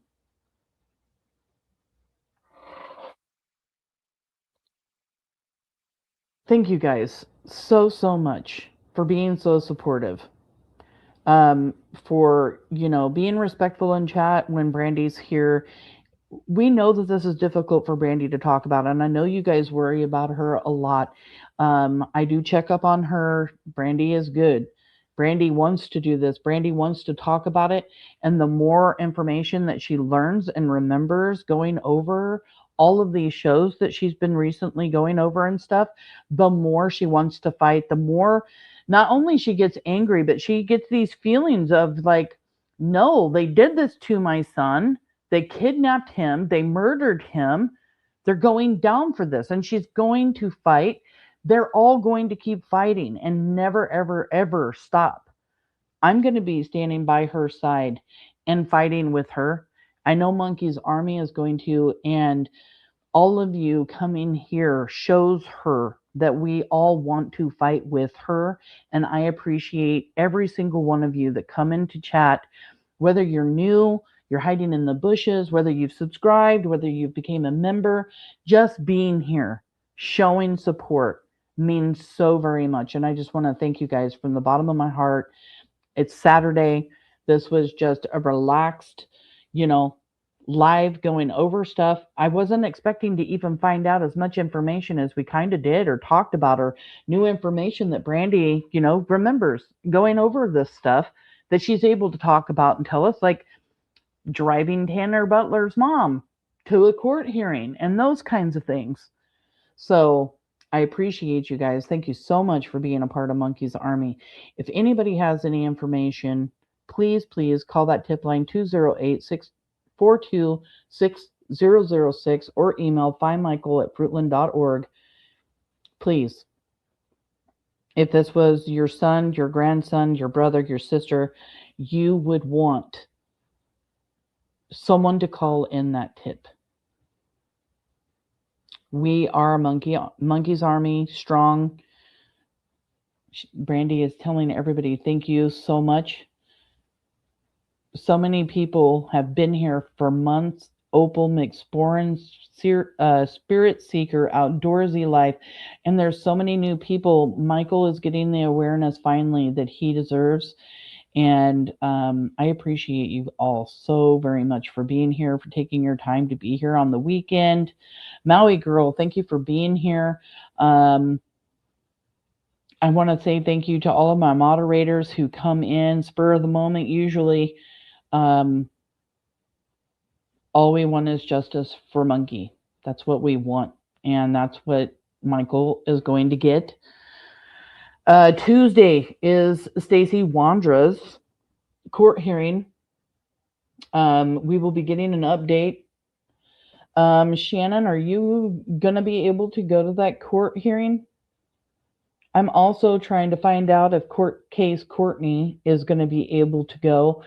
If anybody goes and wants to talk about that, because I know Brandi is going to go over it too, but I also would love to get anybody else's perspective out of something they might hear at court. So if you go to court, let me know. I'd love to have you up on panel to talk about it. And I know Brandi's going to be giving an update and everything. And I am hoping Morgan from KBTV,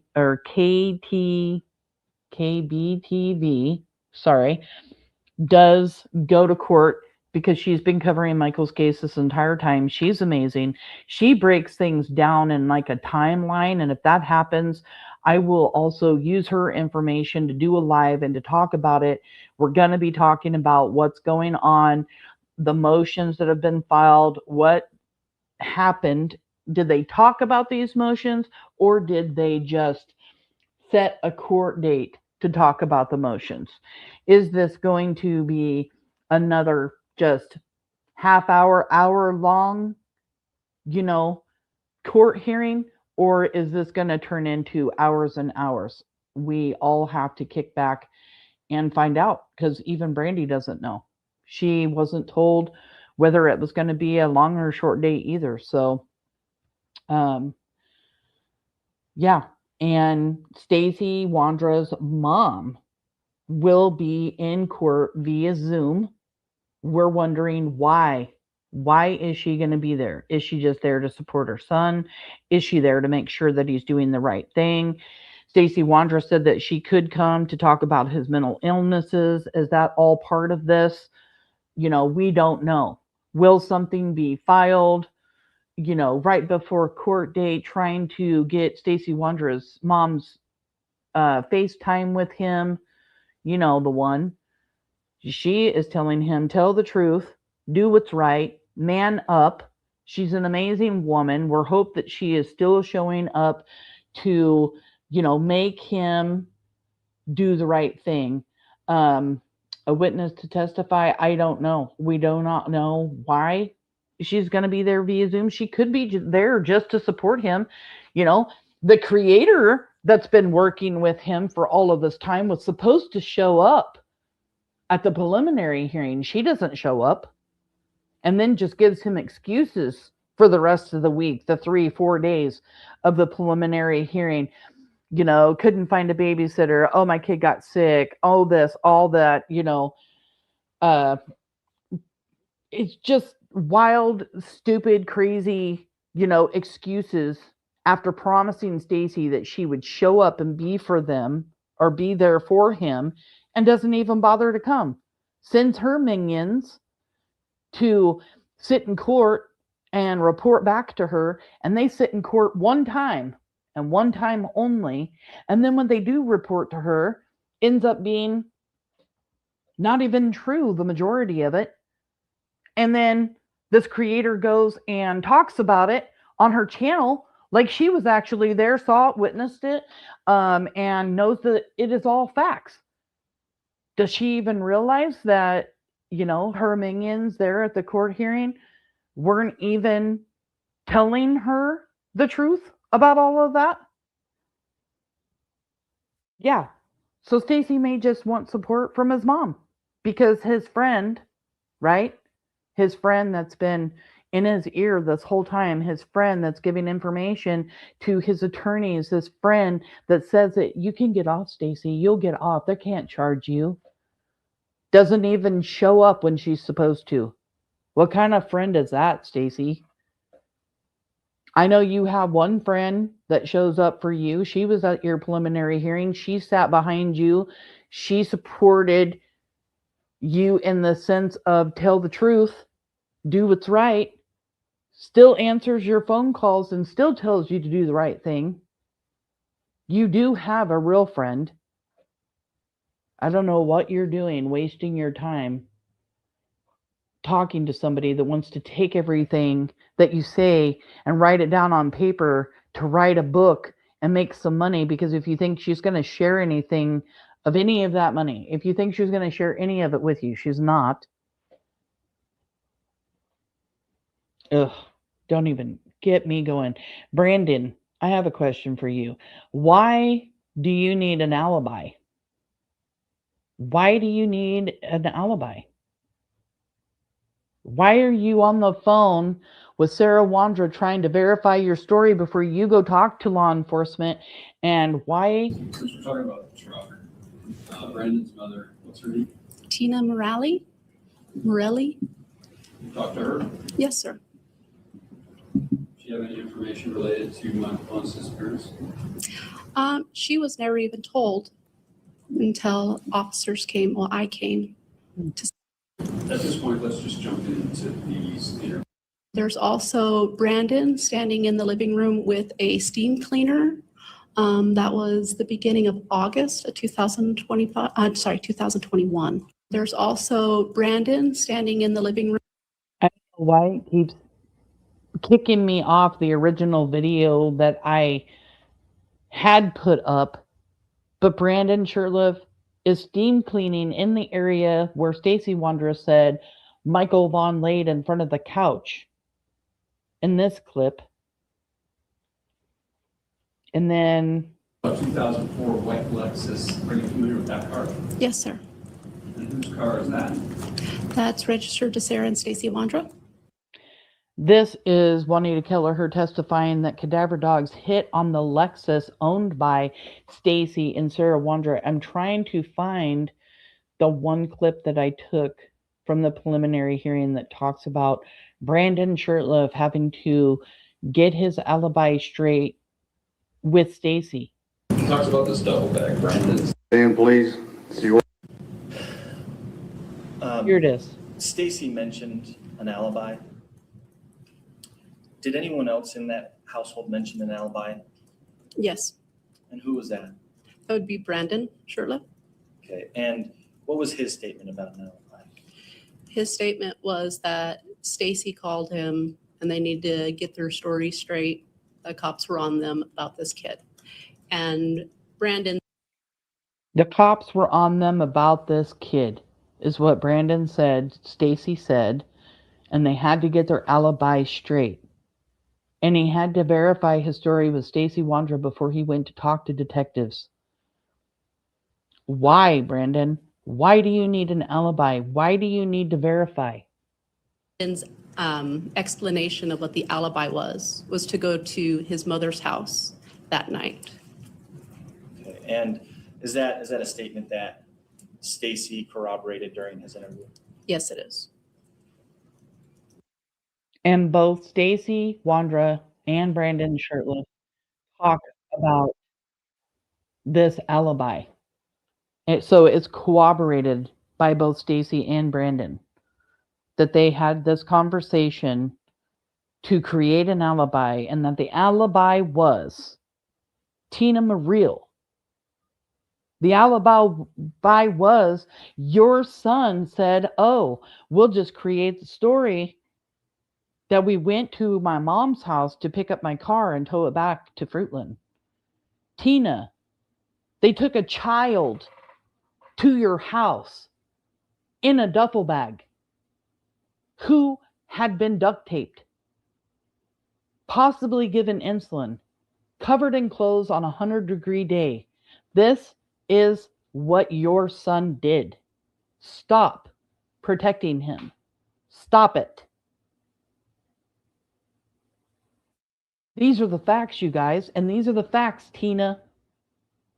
Your son had to create an alibi. He spoke with Stacey. He spoke to Sarah to verify it. Your words to police Why are you still protecting him? Why are you using your money to pay for his attorneys?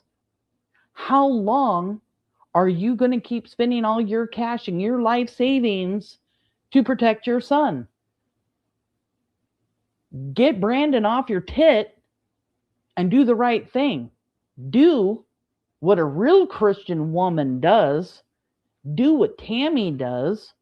Stacey Wondra's mom. Be a real Christian. A real one. Don't use your Christianity like you're someone special, because you're not. You're protecting a kidnapper, a murderer, somebody that moved Michael Vaughan, a 5-year-old little boy, from the Wandra's house to an unknown location. You and your mother are protecting a killer. Stop it. Enough is enough.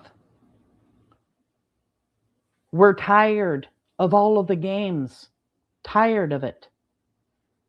Kay is even talking to this creator now. This creator is talking to Brandon and Tina and Kay and Sarah and Stacey. All 3 of these suspects. Why? Why would anybody want to be their friend? Kay, why are you getting burner phones to talk to her? Why? You know you're doing something you shouldn't be doing if you're using burner phones to talk to this certain creator, right? And doesn't your husband, Kay, doesn't Ed think that she's just pure evil? Doesn't she just want you to just stop talking to her? Why don't you listen to your husband? You know Sarah's guilty. You know she had something to do with this. Stop protecting her. Parents, stop it. They need to face their consequences. They need to help law enforcement and bring justice to Michael Joseph Vaughan.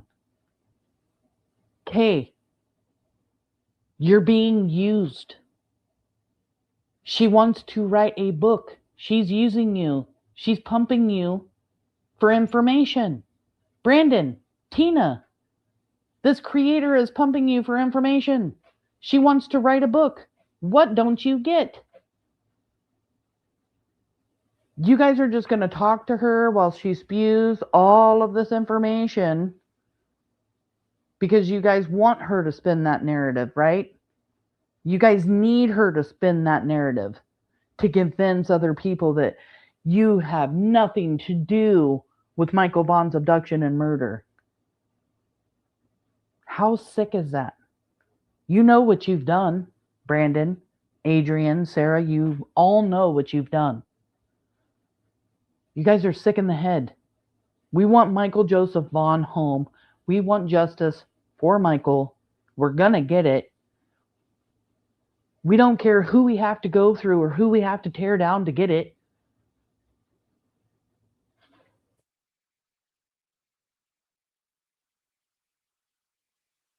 I do not understand how these parents want to use their Christianity, say that they're Christians, go to church all the time, and yet not do right by their child, not do right by the Vaughan family, and you're not doing right by God. Because you won't get the forgiveness that you're asking God for until you do the right thing. You can't just ask for it and not do the right thing. God knows. God sees all.